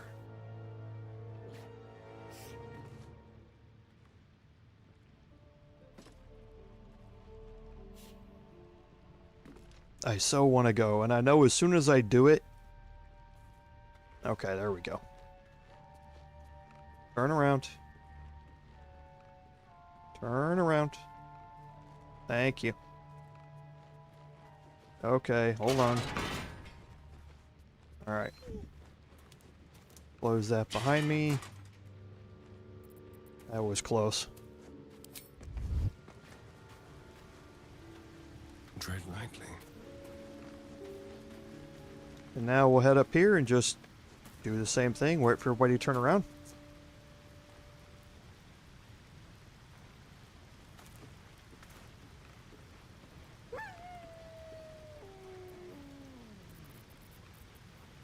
Time for discretion.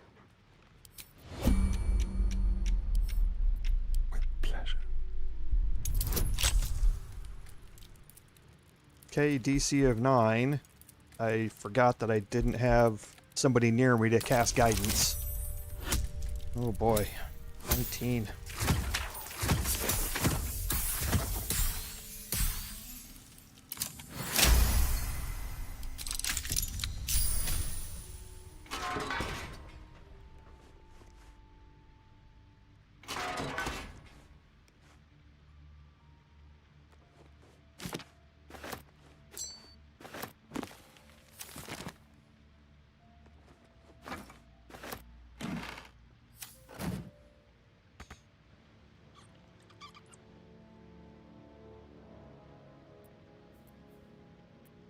Here I'm going to stay in turn-based mode.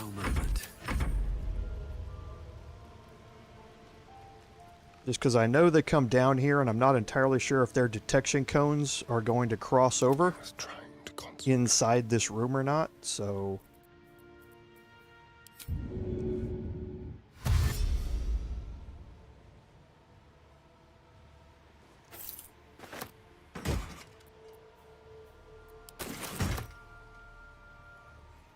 Let's hope for gold.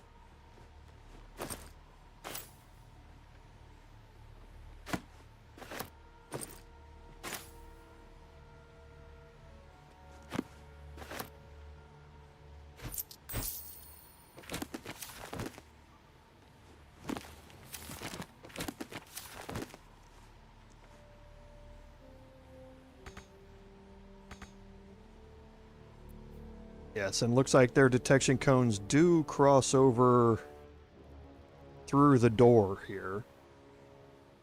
So I'm going to move Astarion back here. One with the weave. Still breathing, despite everything.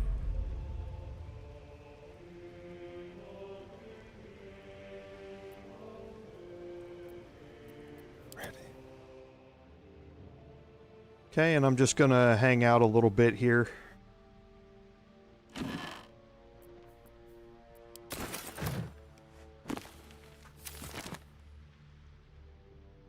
Until the next turn and when they disappear. Lovely day this, for now.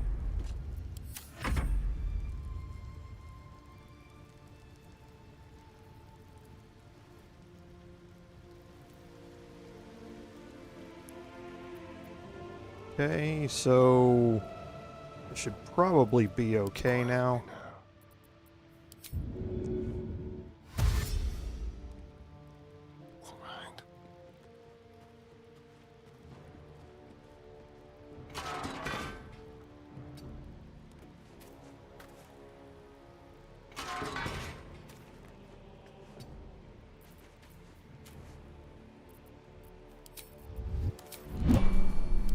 To rest. Okay. Slow down.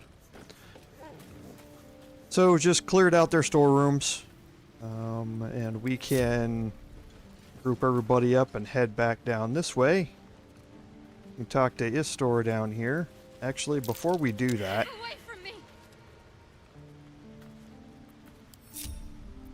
I want to see if this is true or not. Leave no trace.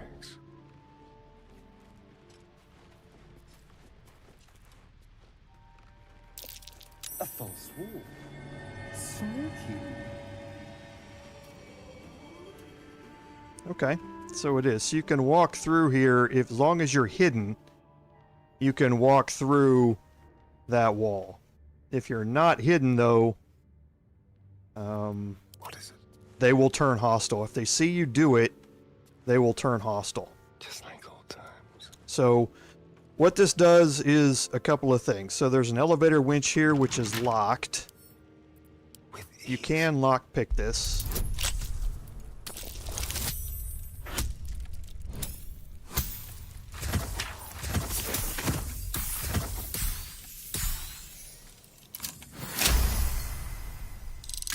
And you know what? I guess we could just send Astarion down there.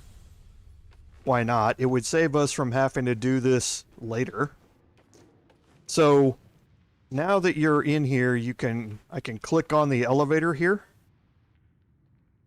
Gonna trigger a cutscene.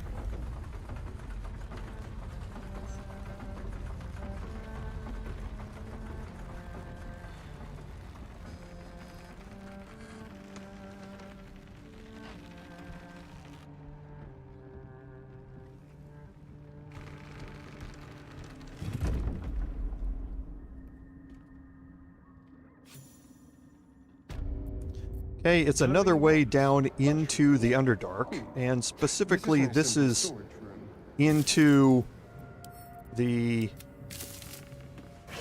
Zhentarim storehouse. And you can loot everything down here for a bunch of camp supplies as well as crafting ingredients, alchemical ingredients. And there are some chests that you're going to want to lockpick, or that you can lockpick down here. This is where the Zhentarim house their loot, basically. You can get into this area from a different way once you're in the Underdark. You just have to disarm some traps. You have to find some traps and then disarm them to be able to get up here. You can avoid the traps if you have a high jump skill. And get get the alternate way in here. And I'll kind of show you that when we get down to the other side. Be careful. Okay, so I perceive the trap here. How well am I doing on these? So that was a DC 10, so it's 50-50.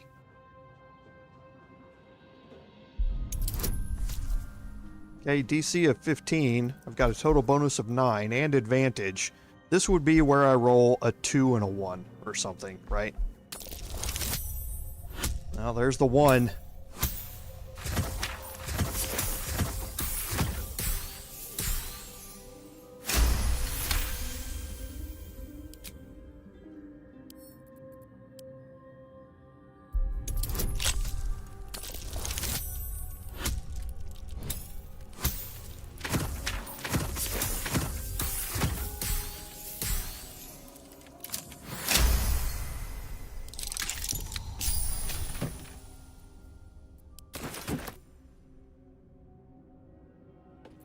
You don't have to be hidden down here.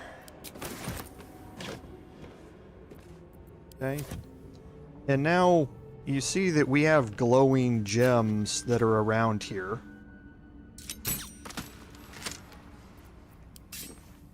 Time to die.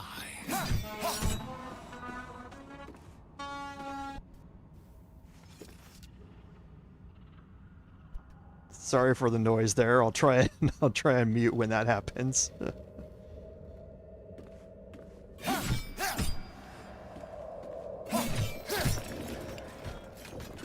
Okay, and sometimes you will get them to drop purple fluorite shards, which we'll look at here in just a second.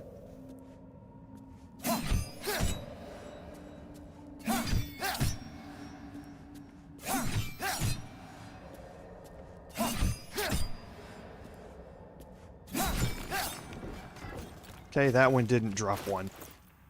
So purple fluorite shards is just something else that you can pick up and sell and that sort of stuff if you'd like. So I don't know of any other use for them in the full version of the game. These are different. These are actually crafting ingredients.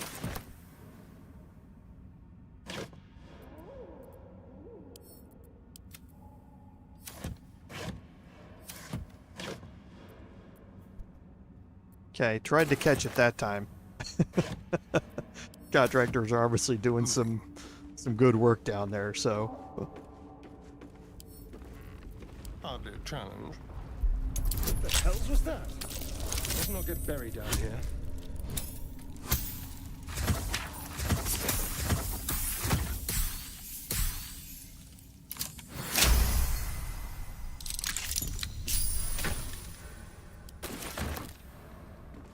So again, more glowing gems that you can attack if you want, but I'm not going to. I was just illustrating that there is another thing there. You can use them. Yeah, many more camp supplies down here.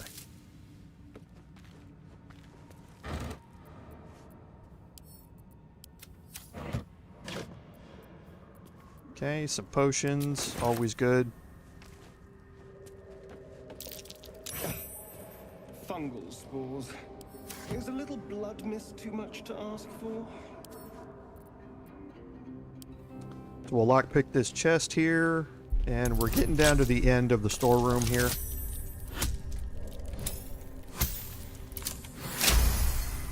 Wow. Okay, this is starting to freak me out a little bit, chat. What is that, 4? Or 5? I'm not entirely sure what's... Coming. Your mind is a canyon, and the words echo from every crevasse. They're coming. They're coming.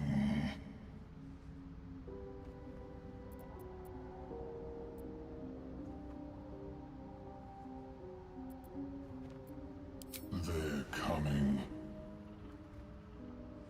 You're coming. Okay, that's a prelude to what we're going to be encountering when we adventure into the Underdark proper. And we have a Minotaur down here that we can see. That could be rather interesting, because I've never actually had the Minotaur fight from here before.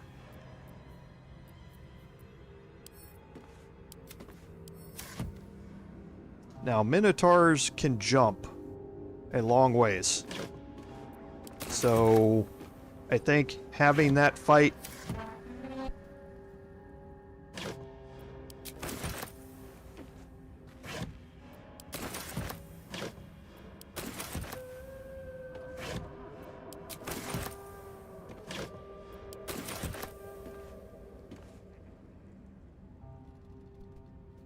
Okay. So, as I was saying, having this fight by myself from here might not be a great idea. Because I think even if we destroy the standard way up, they can probably jump their way up here, is my guess. So I'm going to go into hiding just so I don't trigger these guys by mistake or something.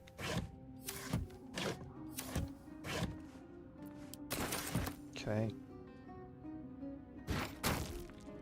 Stay low. So here is another way in. So the rope netting will take you down to this area. There are a couple of hidden mines down here. So if you set those mines off, it will destroy the rope netting. Now there are other ways up here. You can jump to either of these two side mushrooms and then make your way down. So from here you can jump from here to here and then walk your way down. From this side you can jump up to here and then jump up to here and then jump across. But I think the Minotaurs are more than capable of jumping that same distance. So I'm pretty sure if I tried to fight this up there, even if I did destroy the rope netting, that the Minotaur would be able to jump up there. It might even, because of its high strength.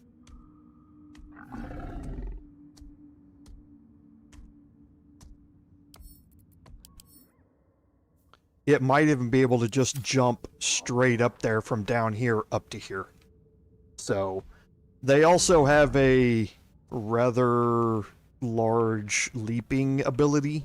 So, I think trying to take them on from up here by myself would be a bad idea, but it'd be a pretty good idea with the rest of your party.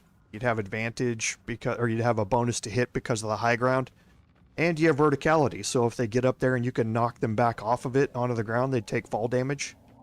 So it might be an interesting way to approach that Minotaur fight that you normally see, and that we're going to see again. When we go into the Underdark the way that we plan on doing it. So I'm going to be careful about the detection cones here.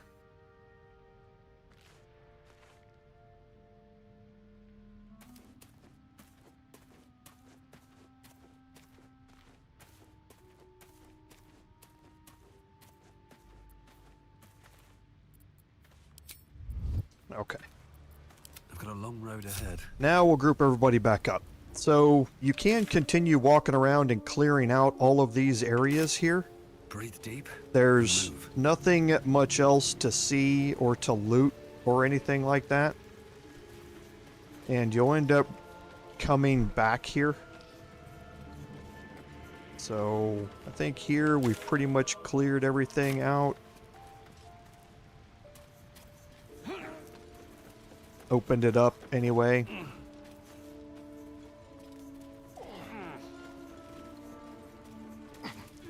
Then up here, this is one of the only other locations where there are some non-steel marked barrels.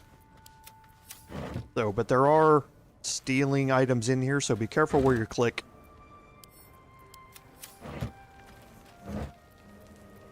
If someone can see you do it while you're doing like that. No one can see me up here, so it's not a huge deal if I want to steal all these things. But.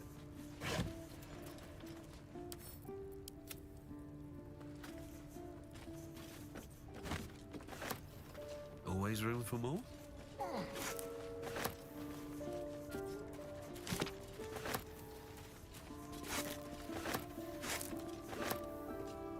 Okay.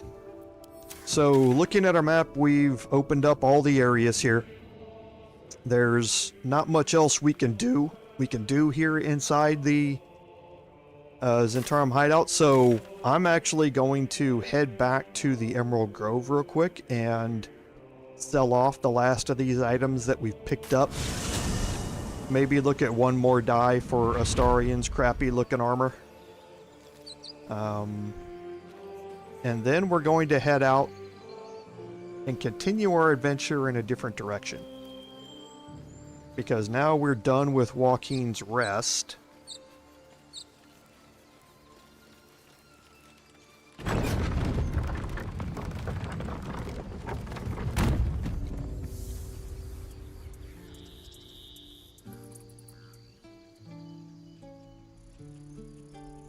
Okay, so we'll just head in here real quick. Check Damon's inventory, and then we'll head out again. Need anything else? Of course, but please, remember, you're not the only one in need.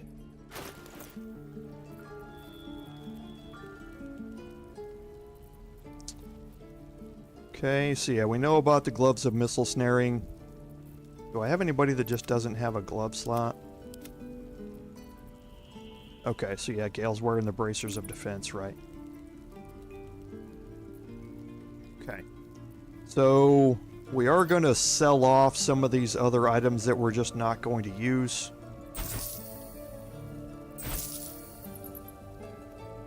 So, I'm going to be selling off Hammer Raft, Speedy Reply, the Mace +1.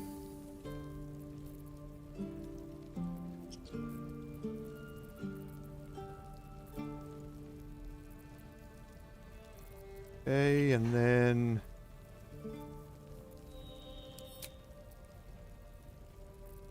let's see what we have for dyes here. Muddy red might be interesting.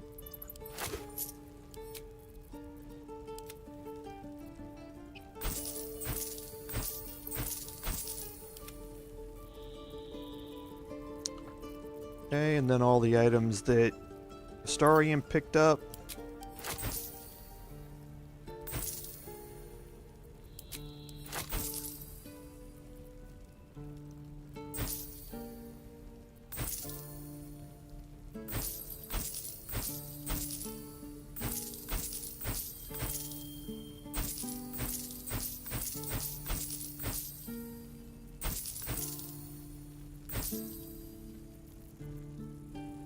Okay, so that's it there. Sylvanus be with you.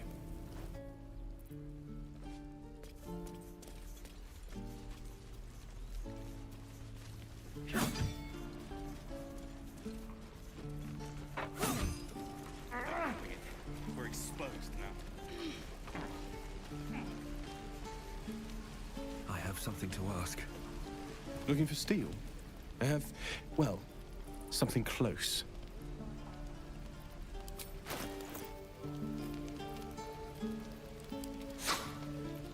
Okay, let's see what other dyes we might have. Blue, orange, yeah, none of those are exciting colors to me. So let's go through the last of our sell-offs here, and we'll get ready to head out.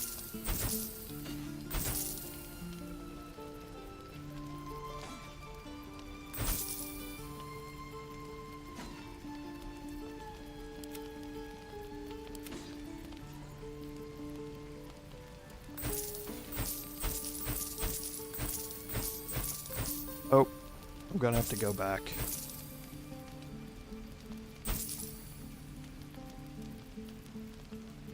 Gonna have to do a buyback.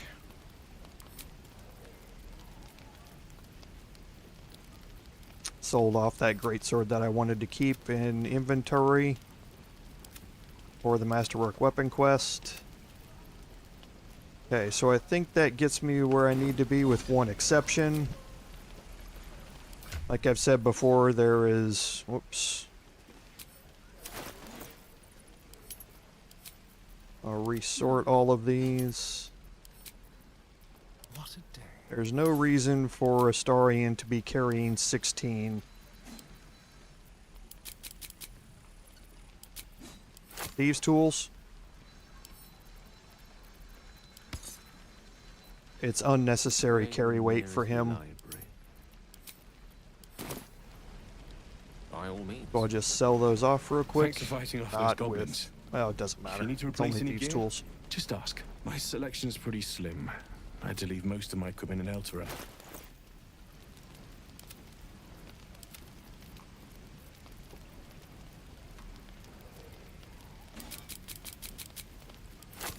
Okay. Whoops. Hell's take me. Okay, so Can't give here, up now let's look at our mini-map. So with the Risen Road, we opened up Waukeen's Rest, and we have this area here where we've finished out the Blighted Village. We do... Actually, I take that back. We didn't finish up at Waukeen's Rest. So let's go to the Zhentarim hideout, and we'll just open up this other section down here of the Risen Road and finish that off. So, actually, with me jumping across all of that stuff and coming out of there, it's probably easier if I just go to the Risen Road here and walk over there. moving in.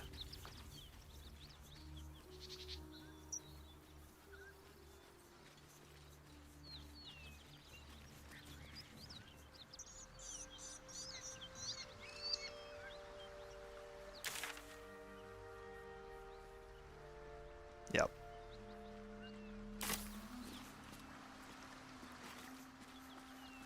Yeah, I'm going to here in just a second. I was actually hoping that I was going to find something different from a die perspective, but I didn't, so...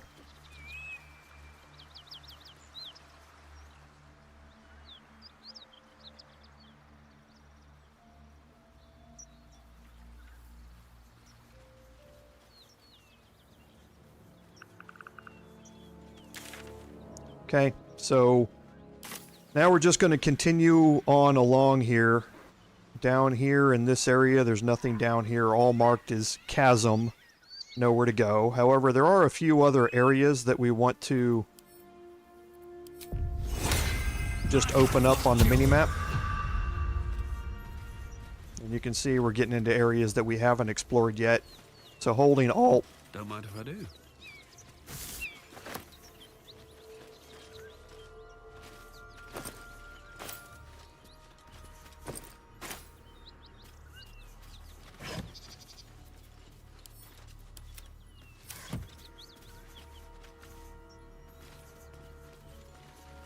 This is the main entrance to Waukeen's Rest here.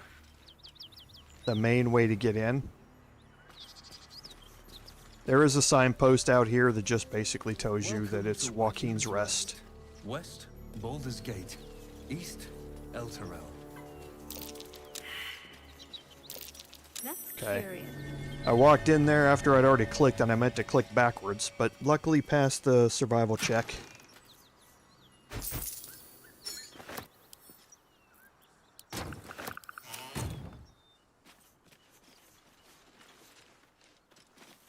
Look at these gouges. Tore through rock like it was butter. Okay, so Dragon marks. Better keep an eye out. okay, so he's letting you know that he's finding dragon marks. Okay.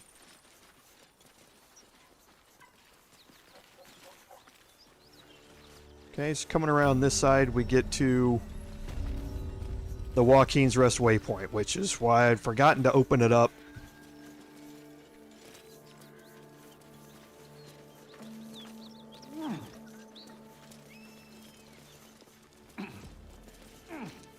Okay, from up here you can start to see more of this area here.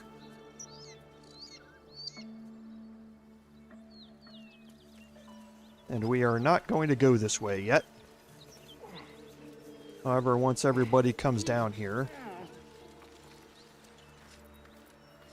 Alright, time to skulk about.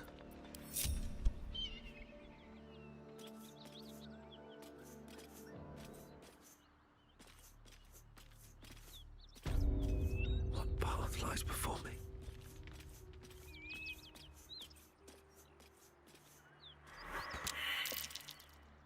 A dragon!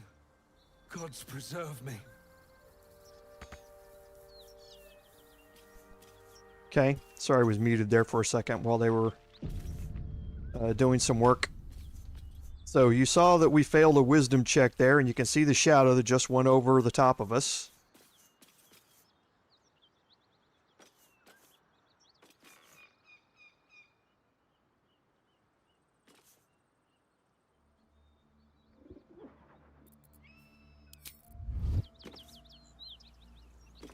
What are you doing?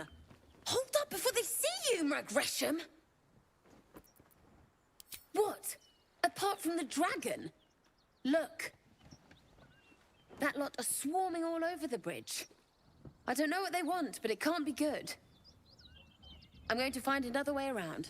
You ought to do the same. I doubt a fight against them would go your way. Nobody.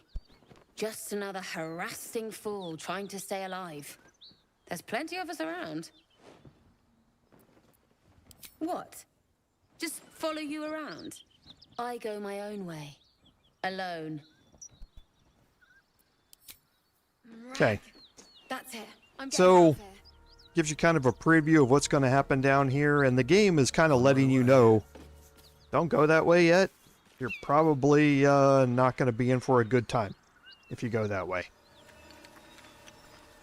So, this opens up the mountain pass section here in this area. We are going to be exploring this, just not right now. It's going to be a way that we're going to end up going and then coming back out of it and going a different way. However, you definitely want to have Lae'zel in your party when you're going through this, and going through this encounter as well as what's on the other side of this encounter.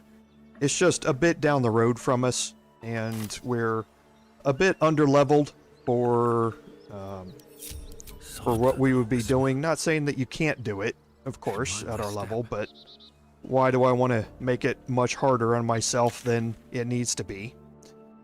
So, we've cleared out the north side of Elturel here, and we're now going to, the Blighted Village here. Now we're going to head out to the south, and we've done some things here at the tea house and in the swamp, but that is where we are going to go next. So let's just go ahead and take the waypoint here.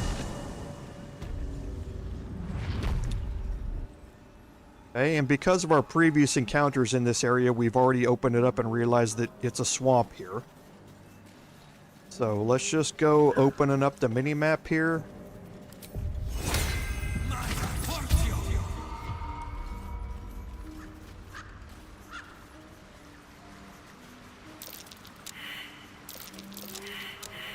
Okay, so we've only got one more chance to make it work.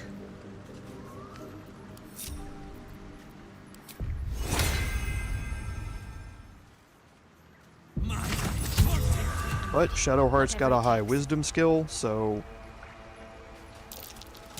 Perfect. Something over there. Nothing.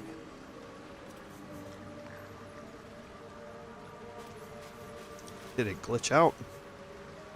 Yes, it did.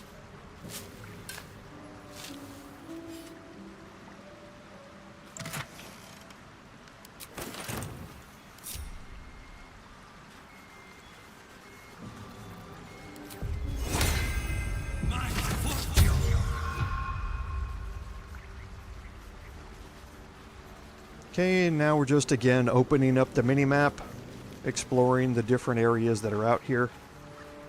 You never know what you're going to find.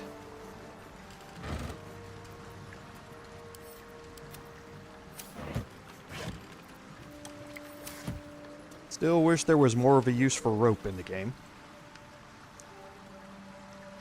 Okay, so now we've opened up all of this area over here, so let's go and open up this area over here. Best be on my way. Oh boy, get out of the...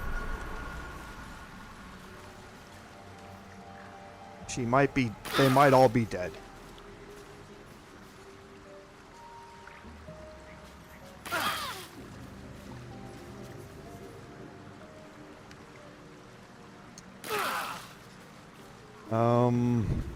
Whatever comes, I'm ready. Okay, so... They shrugged off the poison. Let's see if the open wounds heal themselves before they get it again. No time to rest. That's what I mean. This area and the pathing is just so janky. You walk over here and they want to walk through the water to get there instead of walking around here. And they triggered a trap.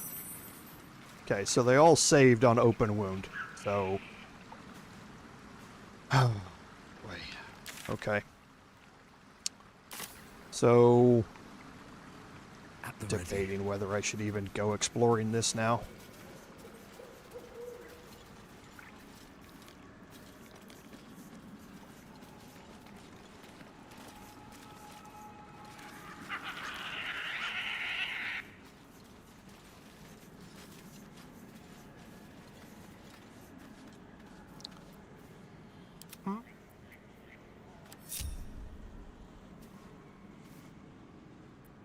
Shouldn't have wished Okay. something more interesting to So...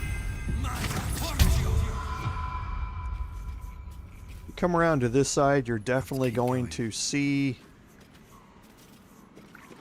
or detect the traps that are over there.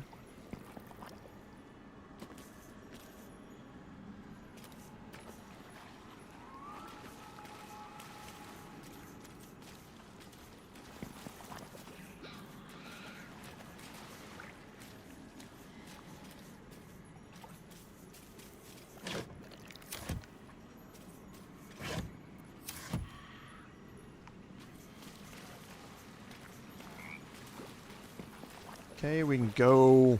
We do still have speak with animals.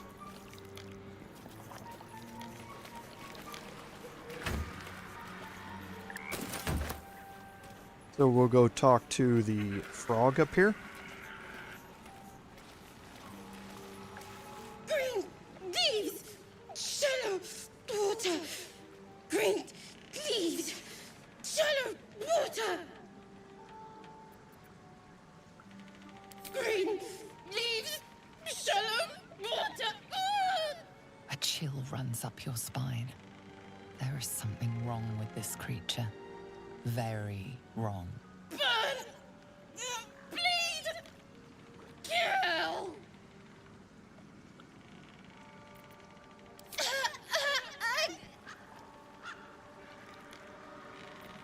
Green leaves, shallow water.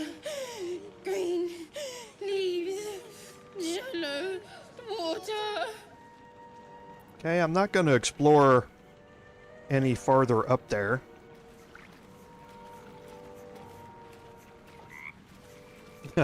And yeah, sorry, Eric. I just saw your comment now. Yeah, no worries. I appreciate when you guys remind me about stuff like that. So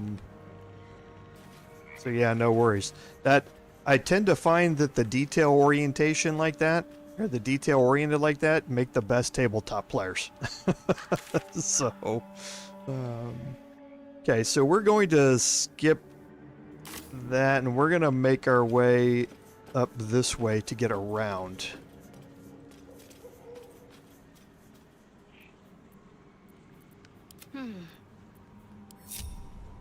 Oh boy, no. No. No. No. I didn't think it would group him together. I thought we were too far away. Yeah, no, trust me. It's always good to have the detail-oriented people in your party. Because yeah, sometimes I can tell you I am not. So making sure that I have somebody there is always a good thing.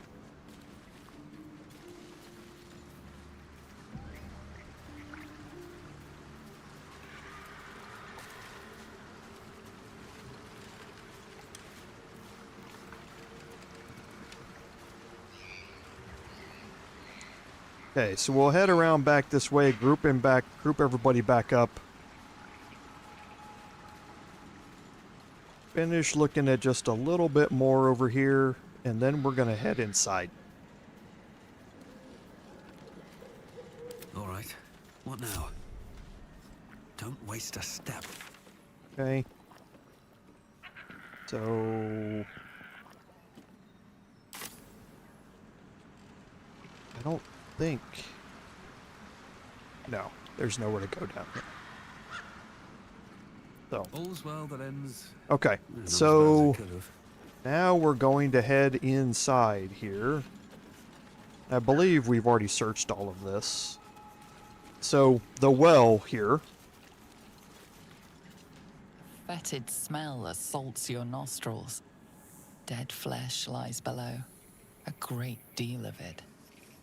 So, if you drink from the well, if you've come here and you haven't dispelled the illusion yet, it's going to think it's cool, clear water. You take a drink of it, and it actually buffs you up a little bit.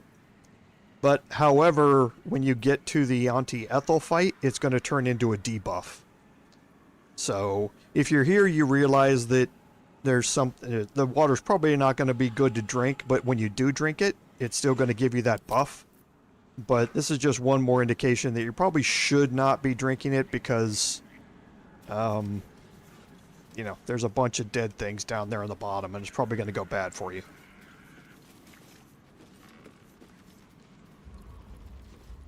Okay, I think we searched all the red caps here, and I'll hold Alt as we go through here so we didn't pick up everything. Okay, so it looks like we didn't search the house here. So we'll do a quick search on the house.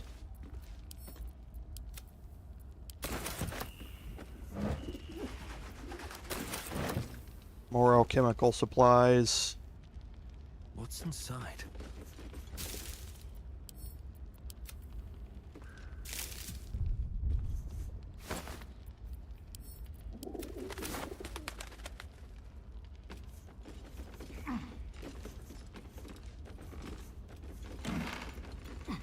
And again, nobody else around to see us steal any of this stuff, so we're good.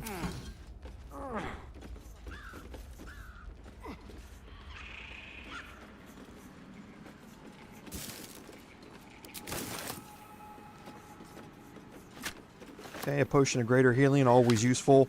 Then you have a letter here. That's easier if I just... Oh, I did already pick it up.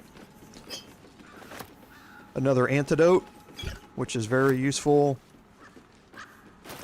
Then you have this letter from M here, which is basically somebody named M talking to Ethel, saying that that they work out of Baldur's Gate, and somebody's trying to edge them out of their territory. You're going to learn more about this later on.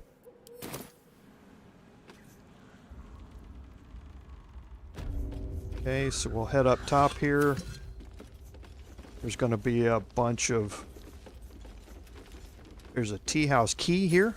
Don't forget to take that. There is a simple potion. There's a potion of animal speaking. Good. There was a recipe there. Potion of speed is always good. And a bunch of camp supplies. Okay, come on. Even the spoiled ones are worth 1 camp supply. They're not rotten, so they're still good. Well, good-ish.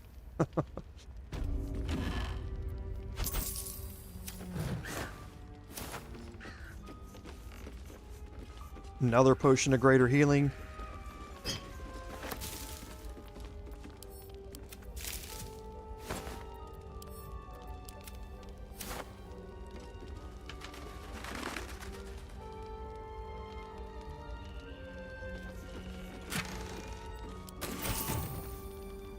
And a fairly well hidden potion of healing up there.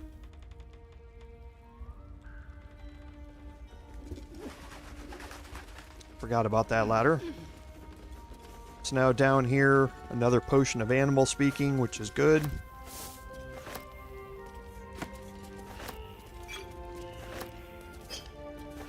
And another potion of greater healing.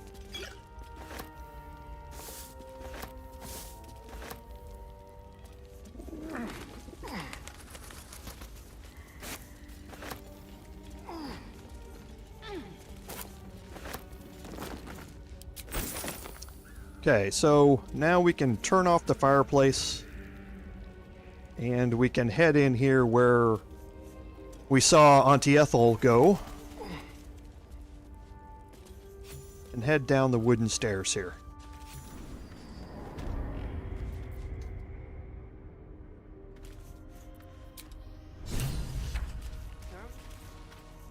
Okay, so our journal entries here. We did free Oskar. We got Rescue the Grand Duke at Waukeen's Rest. So now it updated the Rescue Mayrina quest. And the Grand Duke here, this is just explaining about Wyll. We'll have a conversation with him the next time you go back to camp.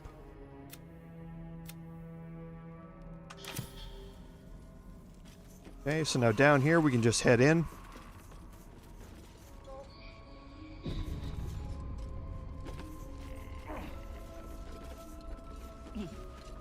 Looks like Gale's sick again. You are as thick as they come, sweetness. This is my personal playhouse, and you don't have an invite.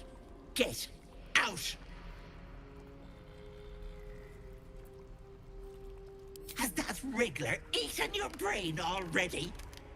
Leave. Or you'll end up in tonight's stew. You'll go nicely with Mayrina. She's already marinating. Okay, so let's talk to Gale. He's got the arcane hunger My effect. condition likes being ignored as little as I do. I must consume another artifact. And soon.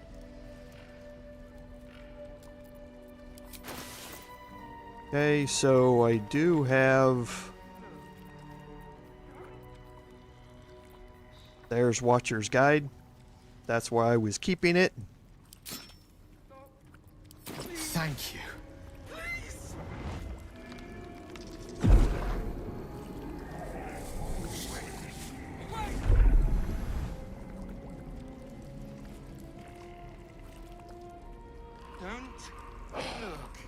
Good gods. It hardly has any effect. Oh, Mistra, have mercy on us all. Please. Listen, I need to speak to you, to all of you. It would be unconscionable of me to remain silent. I might just be about to remedy that. You have to know who I was. You have to know who I really am. What I am is a walking shadow of the promise I once held. I'm what one might call a wizard prodigy. Who from an early age could not only control the weave, but compose it. Much like a musician or a poet. Such was my skill that it earned me the attention of the mother of magic herself. The Lady of Mysteries. The goddess Mystra. She revealed herself to me and she became my teacher. In time, she became my muse. And later, even my lover.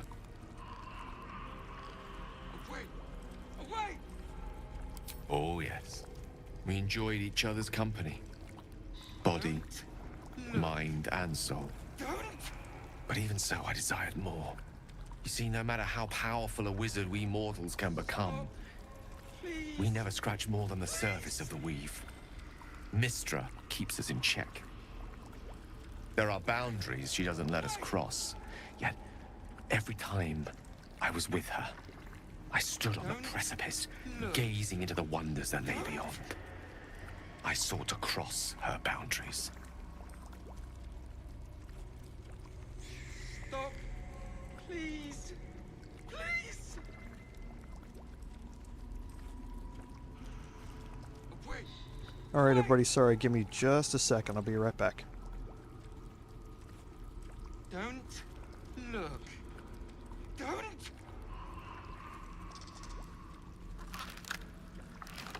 Stop. Please. Please.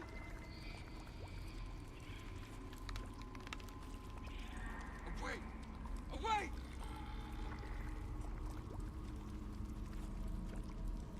Don't look. Don't.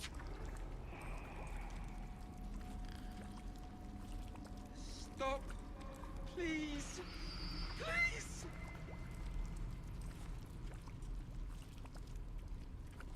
Away.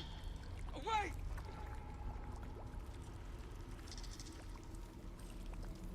Don't look. Don't.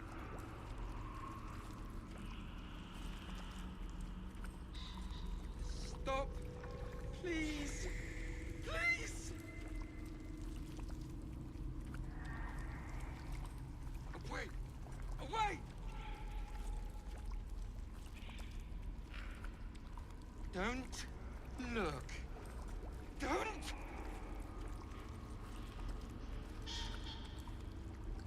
Stop. Please. Please. I tried to convince her. I pouted. I pleaded. Swore my ambition was only to serve her better. She only smiled and told me to be contented. Inconceivable as it seems to me now, I shared a bed with a goddess, yet I wasn't satisfied. So I sought to prove myself worthy to her instead. We come now to the crux of my folly. Shall I share the story behind it, or would you rather head straight to its sordid finale? Don't look. Suffice it to say, I obtained an obscure and ancient book that had locked away inside a much coveted prize. It was a fragment of primal weave locked out of time, locked away from Mystra herself. What if, I thought, what if, after all this time, I could return this lost part of herself to the goddess? I was certain that this deed of raw power, draped in romance, would convince Mystra to take me by the hand and welcome me into her hitherto forbidden domains. I was mistaken. I obtained the fabled book and took it into my study. As for what happened next... Don't. Here. Place your hand over my heart. Let me show you. Stop. Please. Please. You feel the tadpole quiver as you realize Gale is letting you into the dark. You see through Gale's eyes, staring down the corridors of a dread memory. A book, bound, then suddenly opened. Inside there are no pages, only a swirling mass of blackest weave that pounces. Its teeth, its claws, it's unstoppable as it digs through and becomes part of you. And gods, is it ever hungry. What is it? What do you see? Stop. Please. Please. Thankfully, the moment I absorbed the fragment wasn't enough to kill me outright. It was only the beginning.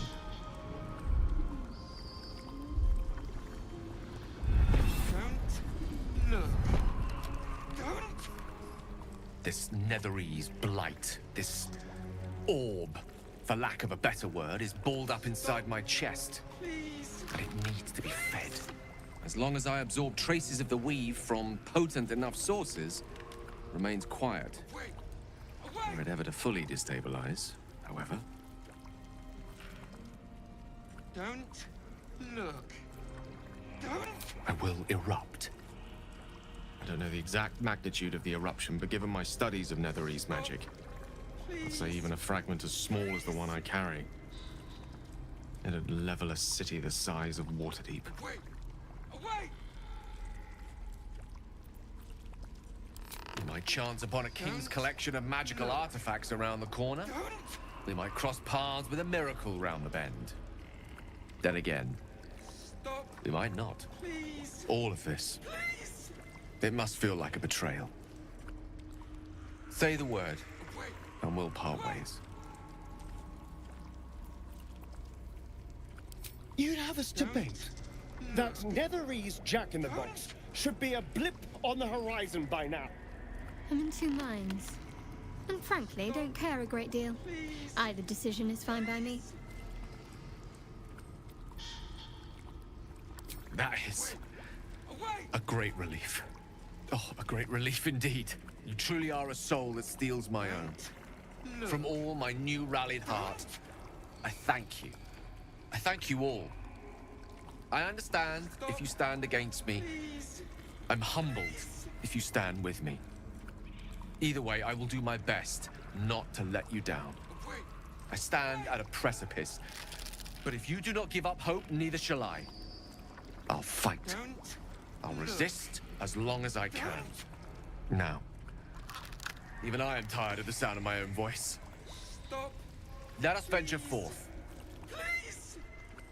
Okay, so we learned a lot about Gale's condition and what it does. Part of his origin quest, you're going to learn a lot more about that. So, down here you have some interesting interactions with all of, well, some of the hag's victims. And you can learn more about them here.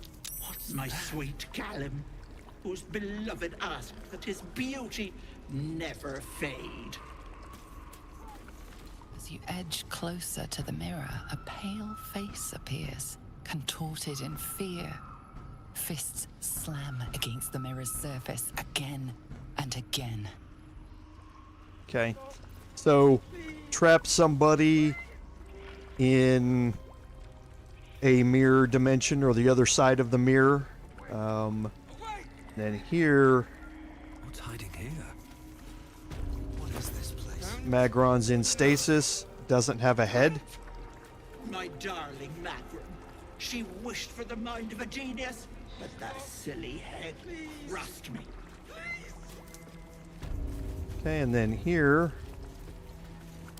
we can recast Speak with the Dead. Let's see.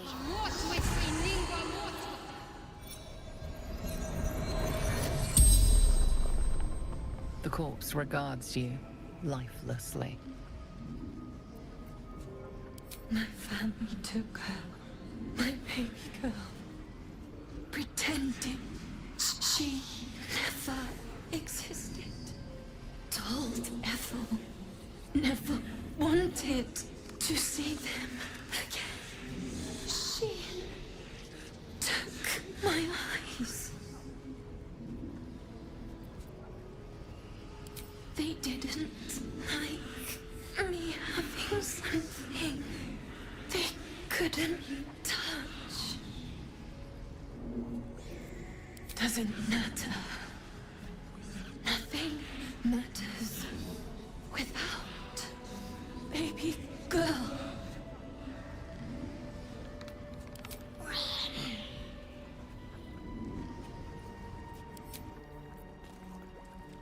Okay, and then if you go here, you can click on the watery eye.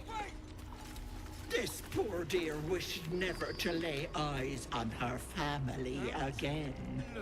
So, Auntie Ethel took her eyes out. So, Ephraim here is petrified.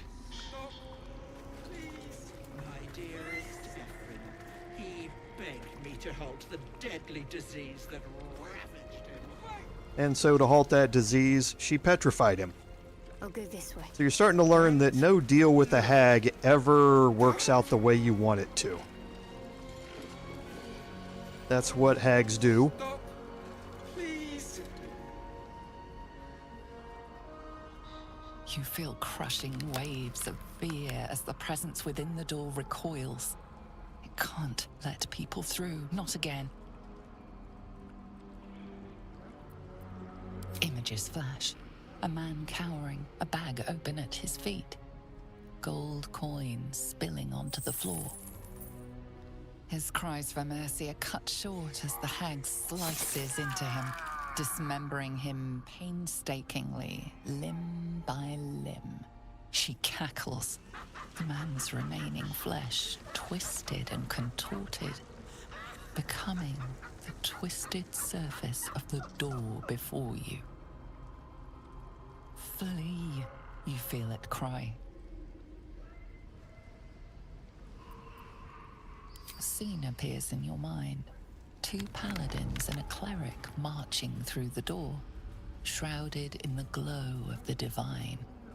Weapons brandished, they charge into the hag's lair. Screams of terror pierce the air. You let them in? Naughty. That's a decade for each. You're mine for 30 more years, peddler.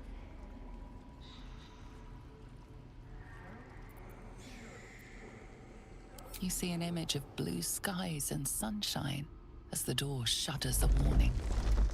Run. Okay, so we have 2 options here, and I'm just going to leave for now because I had the wrong character selected going forward here. Don't look.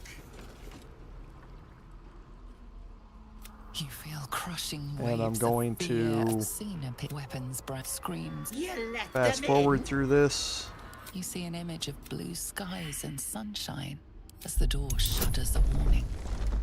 Run.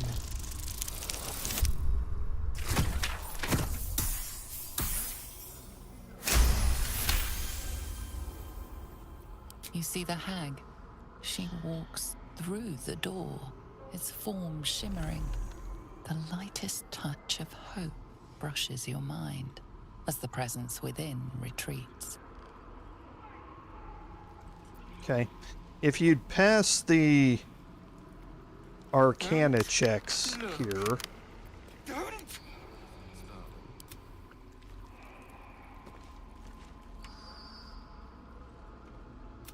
You feel crushing waves of sea weapons, breath, screams. You let them in? You see an image of blue. Its form flickers, and you realize that the door is transparent.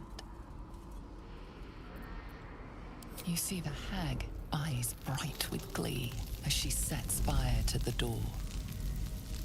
With a jerk, you're pulled from the vision. The presence within shrinks, begging you not to run through it. Okay. So you can. At least things have stayed interesting. Don't look. Just walk through the door. Okay, there's nothing there in particular about it. Okay. So, and that's what the shield here is about. A thief who tried to steal from Auntie. Now the good little pet guards my home. Okay, and you can click the hourglass. Don't. My gentle lover. He wished to know what was to come. And the only thing he sees now is his own death. Please. No. No! Don't look. Mustn't look, mustn't see. I see it. What's to come? You realize there's magic at work. Some type of spell. an illusion. Me. Dead. Dead! Flesh rotten, bone shining! Skull splitting, knife twisting, gut spilling! All future. All bad. All... Gods, don't hurt me! Oh, please, please, please, please, please! That's a hilarious option. Ah! No! Stop! Trick! Trick! Trick! They're the monster! Monster! For mind dripping! Flesh peeling! Mind flayer! No! No! Mind flayer! Get away! Get away! Okay. So, No intention of letting there are a few things that you can do here. So, the first is, yes, like Lord Henry says, we have a basilisk oil here, which turns a petrified creature back to its organic form. You can use that on Ephron here. However, what will happen is he will die of the condition that is killing him as soon as he becomes unpetrified. Okay? If you want to have an interaction with Ephron, don't do it now. Alright? So, here also on this desk, we have Whispering Masks. Now, the Whispering Masks are something for Auntie Ethel here, right? It's obvious that they are, well, you know, Auntie Ethel's welcoming you. I'm going to pick one of these up. And I'm going to head inside here. Please. Please. And before I get too far in here,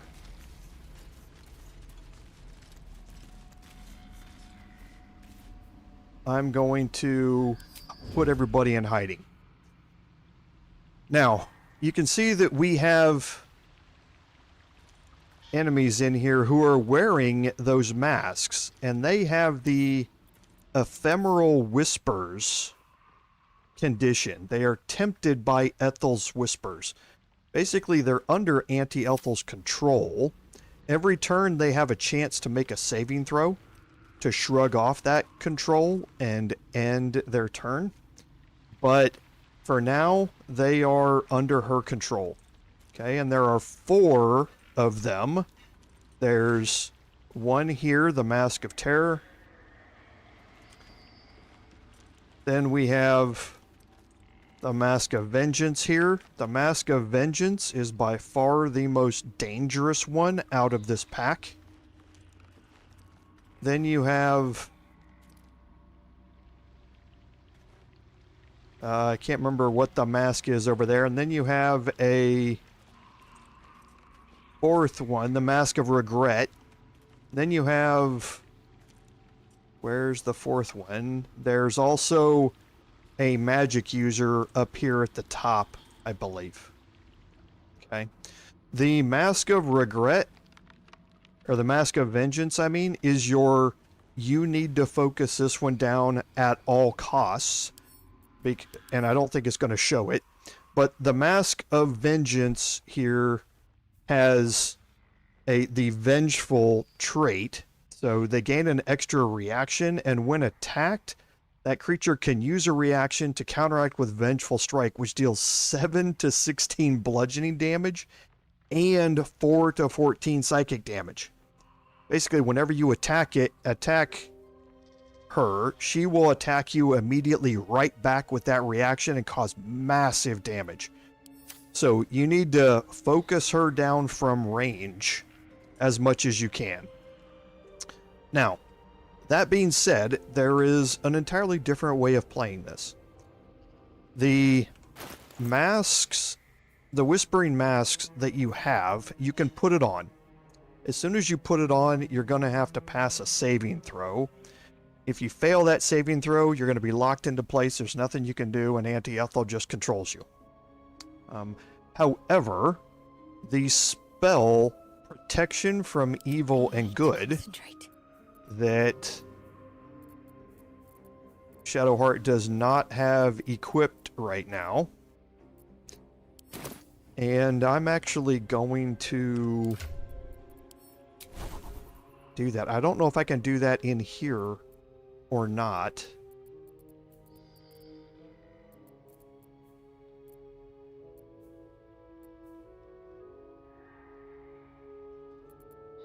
Okay, there it is.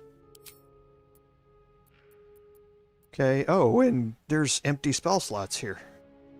I didn't realize that.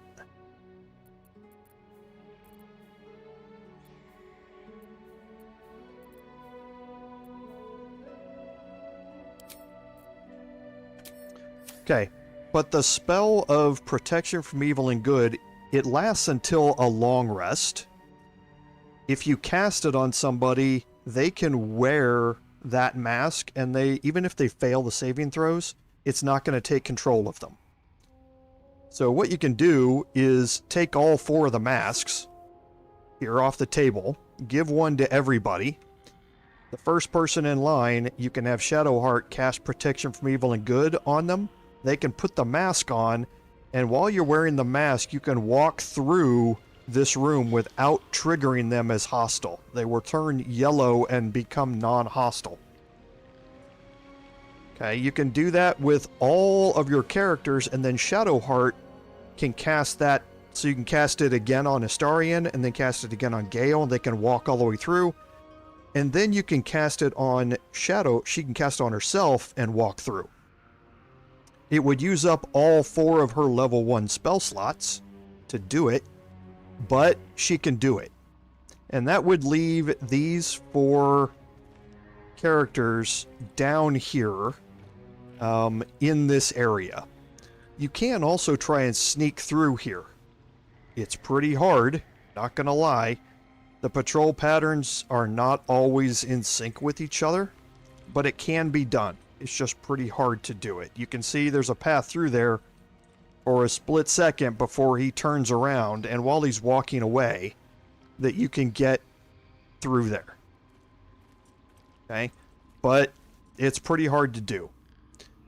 If you leave them alive, and you kill Auntie Ethel, then when you come back to this room, the ephemeral whispers will have worn off.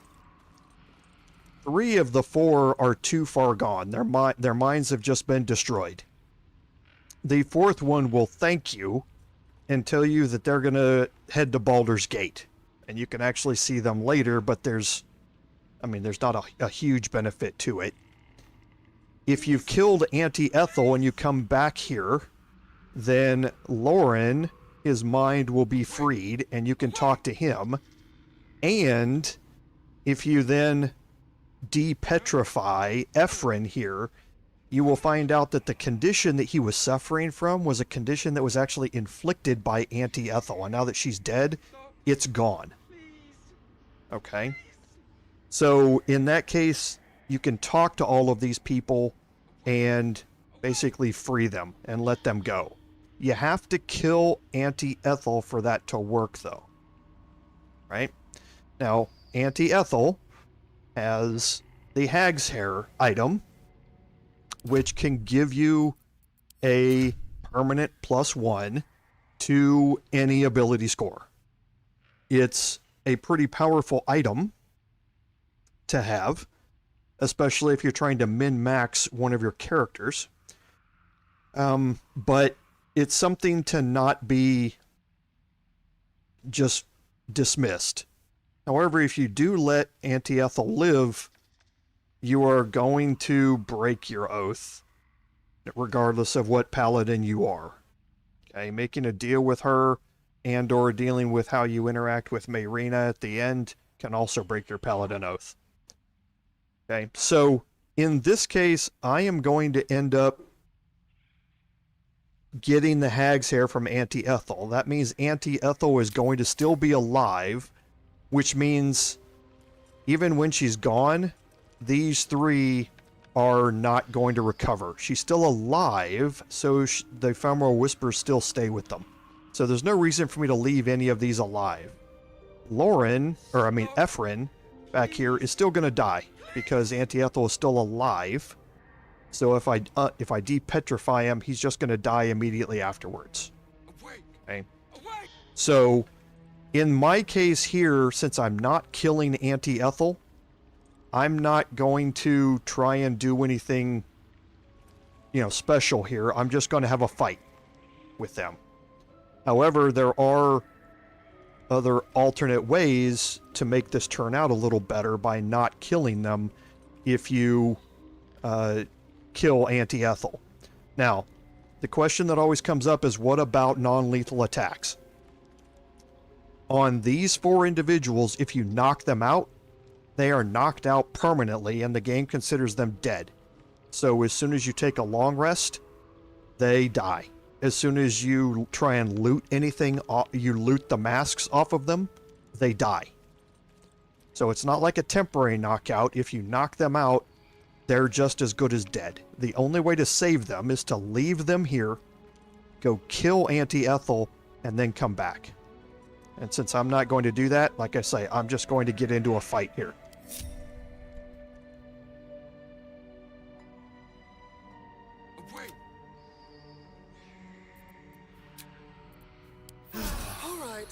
Time to see what new horror's waiting for us.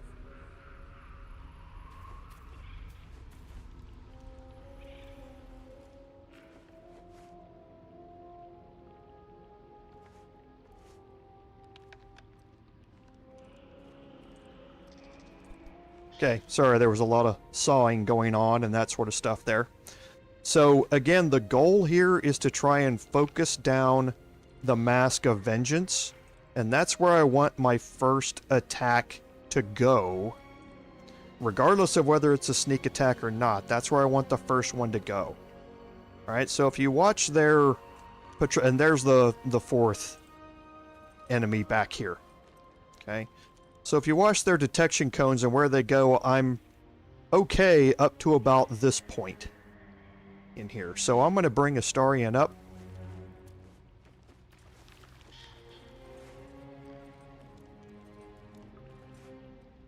And I'm just going to see if I can get a ranged attack here against the Mask of Vengeance. I don't care if it's at disadvantage. I don't care anything. I want to start this combat off against her. It's going to prompt me for sneak attack. I definitely want to add it. Rolled really well on initiative. The enemy is surprised, which is good. So I'm going to go back into hiding. On the hunt.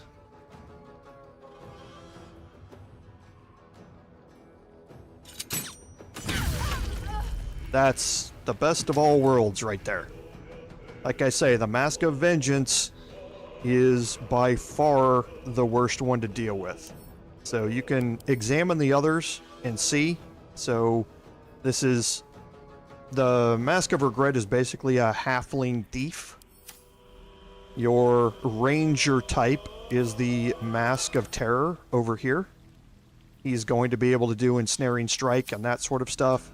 And then your wizard is back here with the Mask of Servitude. Okay.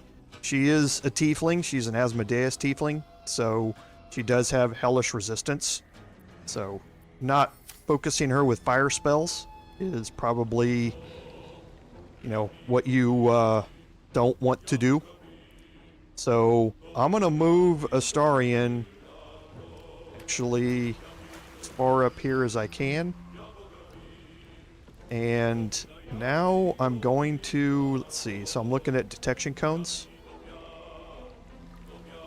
Yeah, that's perfect. So I'm going to move my Paladin in here and go after the Mask of Terror, because I can get around there without triggering any detection cones.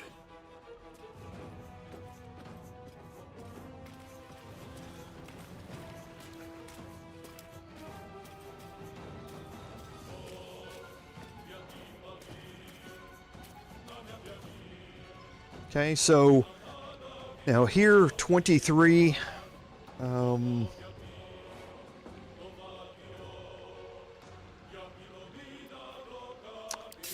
I'm debating how I want to do this. I think I'm just going to stay right here. I don't think I'm going to use my Divine Smite here.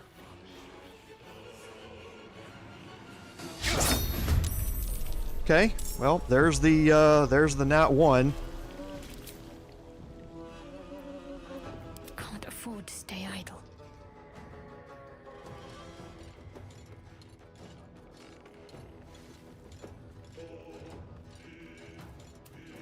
Okay, so unfortunately the Mask of Servitude is turned around and looking at me. So I'm not going to be able to get in there from here, so let's try and deal with the Mask of Regret here. Let's get this over with. And then we're going to move Gale up, and Gale can...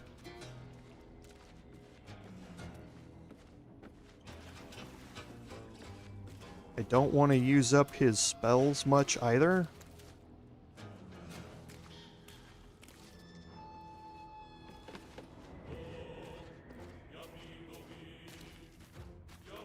So I'm just going to utilize cantrips.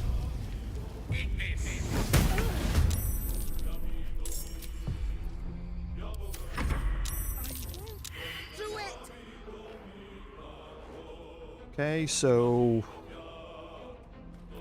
now here I might as well cast X, or Hunter's Mark.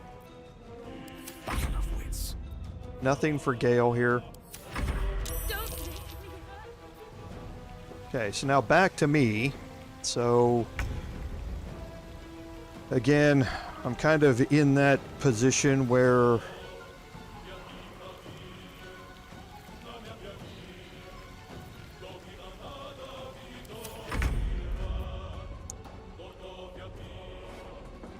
so let's try and get rid of the Mask of Regret here.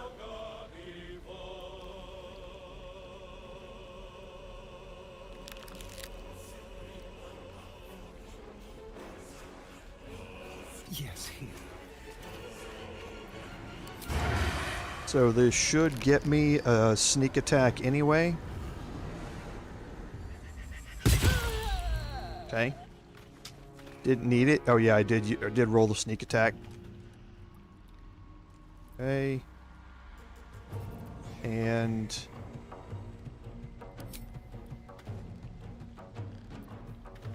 he doesn't have 2. He does have... Oh, yeah, here it is. I was like clicking the wrong button. So we'll get off an offhand attack. Oh, ho, ho, ho, ho. Nice with the crit.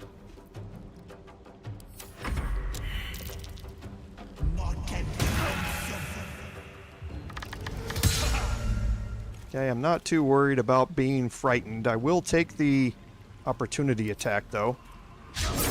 Wow. Okay, here we go. Here we go, chat. I wasn't too worried about being frightened, but now I am. Because frightened means I'm locked in place for one more turn, and I can't move.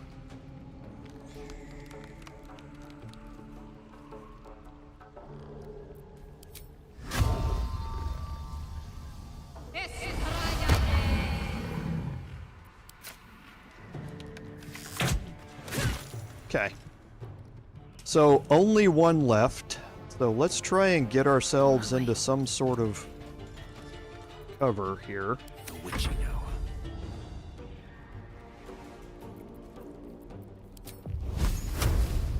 On the double.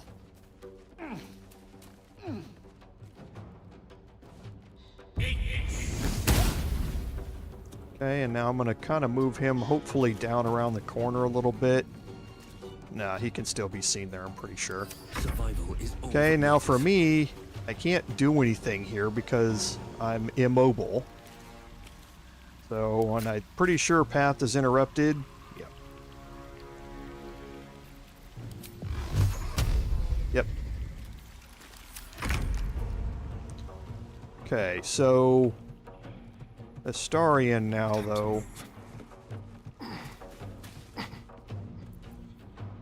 Let's hide.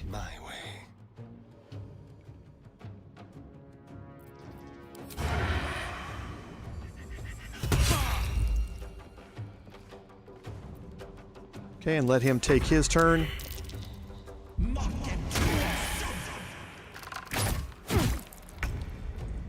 Okay.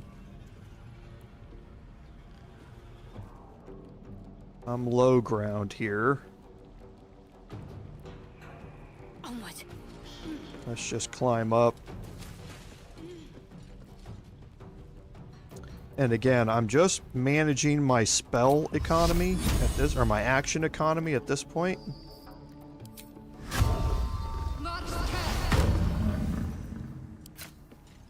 Trying not to use up many spell slots here during this encounter.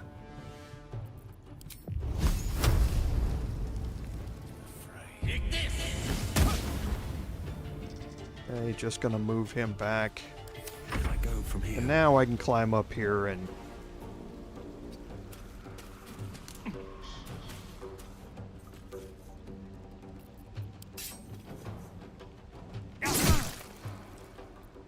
okay, so only 3 left. I'm not going to use my Divine Smite here.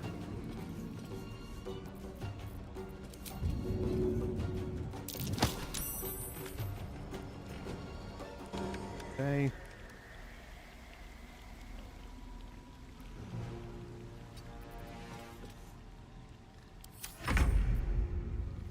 And okay, so Astarion can see him. Let's have a little fun. Ah, I didn't need a critical miss there. I knew I was going to be at disadvantage because I was frightened, but I didn't need a critical miss there. I needed just 3 hit points. Now he's going to be able to cause some more damage.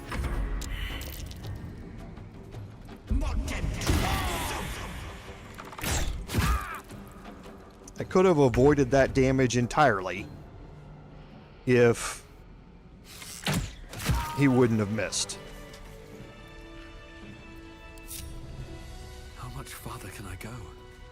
So, took a lot more damage there than I needed to. Maybe I need more pockets. Let's have a look.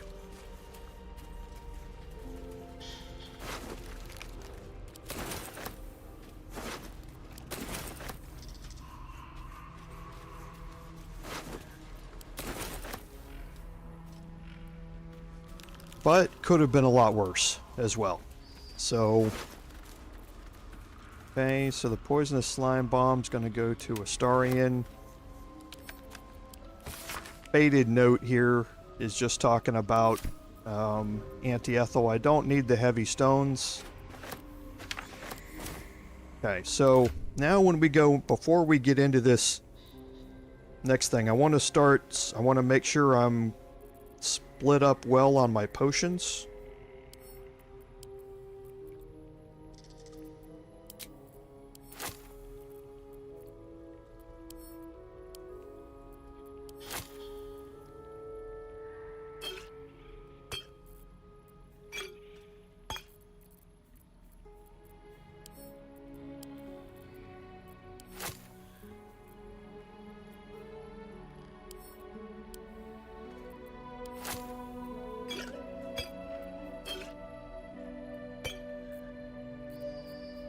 Okay.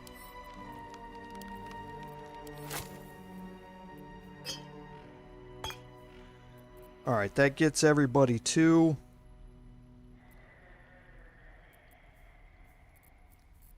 Okay. So now what I'm going to do is just utilize my potions here to get me back up. No one back home will ever believe this. So, yeah, you can. That's why. Oh boy, I've been confusing playthroughs again. Okay, so I haven't been stockpiling shovels. Here.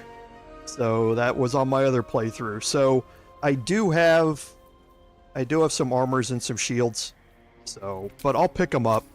Yeah, that's. So now you can head over here this way. And again, a couple of ways to do this area here. All right. The first is that you can see that there are trapped flowers here. You can see them, but you can't click on them. You have to perceive them, meaning you have to pass a perception check to be able to either target them or to disarm them as traps. Then inside of all these poison clouds, there's a vent somewhere in here, and you have to pass a perception check to be able to find that vent, to be able to either A, throw something on top of it, or B, disarm it. Okay? Now, there is an interesting way to help get around this. Kind of. Kind of. And I'm going to try this out because I haven't actually done this. But actually, no, we're at the end of the live stream anyway, and it's going to take me 20 minutes to get through all this anyway. So I will actually try it off stream and make sure it's going to work, because it's not something that I've seen somebody else do before, and I want to make sure that that it works. And Peter, yeah, unfortunately I can't, because my regular spell slots, my Paladin spell slots, and my Warlock spell slots are the same level, and I don't have a Warlock spell slot that's level 2. Divine Smite does not differentiate between the two at level 1. So if I click Divine Smite, you can see the action down there. It's going to use the Paladin spell slot. If I click here and click the Divine Smite icon again, even though this is supposedly supposed to be using the Warlock spell slot, it doesn't. It uses the Paladin's level 1 spell slot. When your Warlock and your Paladin spells are at the same level, it does not differentiate between the two of them. The only time you're able to manually select whether you use the Warlock spell slot or the Paladin spell slot is when your Warlock spell slots are at different levels. So as soon as I keep pumping levels into Warlock and I get level 2 here, then it's going to differentiate between the two. And then I can set up a reaction in here, because right now you see the Divine Smite is only the blue icon. But as soon as this goes up to level 2, then I'm going to see level 2 in here for the Warlock spell slot in here. But right now it can't differentiate, and then it's also going to have Divine Smite blue icon if I want to downscale it to level 1. So unfortunately I can't use it right now. It will become available once I level up some more. So the Hexblade concept is not dead. It just doesn't work the way I really wanted it to work at low levels here. So, but we are going to be being able to exploit that a little bit more as we go. So I have tested it a little bit farther along, and it works better once we start differentiating the spell levels. So, because yeah, I would love to be able to use those first and then just short rest and get it back. But for now, I think what we're going to do is I've tested part of this off stream, and I know how part of it works, but I want to make sure, it's been a while since I did it, and I want to make sure that what I'm remembering is actually correct, because there is a way to find all of these things in here, all of the flowers, all of the vents and everything, and never have to make a perception check at all, because the perception checks to find these are all DC 15 or higher. So they are incredibly hard to find. So there is a way to do it without having to do a single check at all. And you can also move your characters into positions like here and then jump them down to here and things like that, and start and then get them to here and jump them down to here. And you can jump and take some slight fall damage and manually move your party one by one down here to the bottom. I've seen that done in playthroughs. I've seen the detecting all of these things using perception checks in playthroughs. However, I would like to try this other thing out, and if it doesn't work, then I can default to what I know.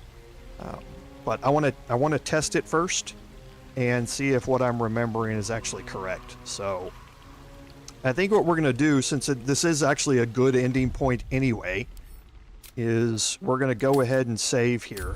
And next week we will pick up with going through this trapped room before we can get to Auntie Ethel. I do not have any short rests left, and this red ring, this reddish background around your map means that you cannot take a long rest here. You can't fast travel out of here either. You can manually walk yourself all the way back out to the tea house and then long rest there and fast travel from there if you would like. However, I specifically have played this so that my spell economy is still perfectly fine, and all of my abilities are still here. So I just want to get through this area here and then go right into the hag fight and go from there. And yes, Eric, thank you for reminding me about that, because I did forget about it this time. So let's go into Astarion, and we'll go ahead and save this. Well, I'll save over it after we do it. So here we picked up that die.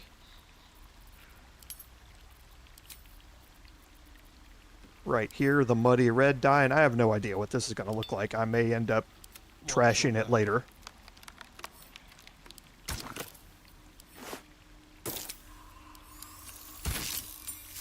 Okay, so it's not horrific. It's not great, but it's not horrific either. So I'll keep it for now. We're going to be getting much better clothes as we go through the later acts here. So this stuff is all just blah. But we will be getting better as we go, I promise. So, but thanks for reminding me that time, Eric. I do appreciate it. Thank you. So with that, I'll end the live stream until next week. So just a reminder, the Starfield live stream is on Wednesday evenings for those of you who have the time and it's not a crazy time zone for you. Otherwise, I will see you again next Saturday for the 2 Baldur's Gate 3 live streams again. So I'd like to thank everyone for joining me today. Without your support, none of this would be possible. This is Commander Jorval saying until next time, fare thee well.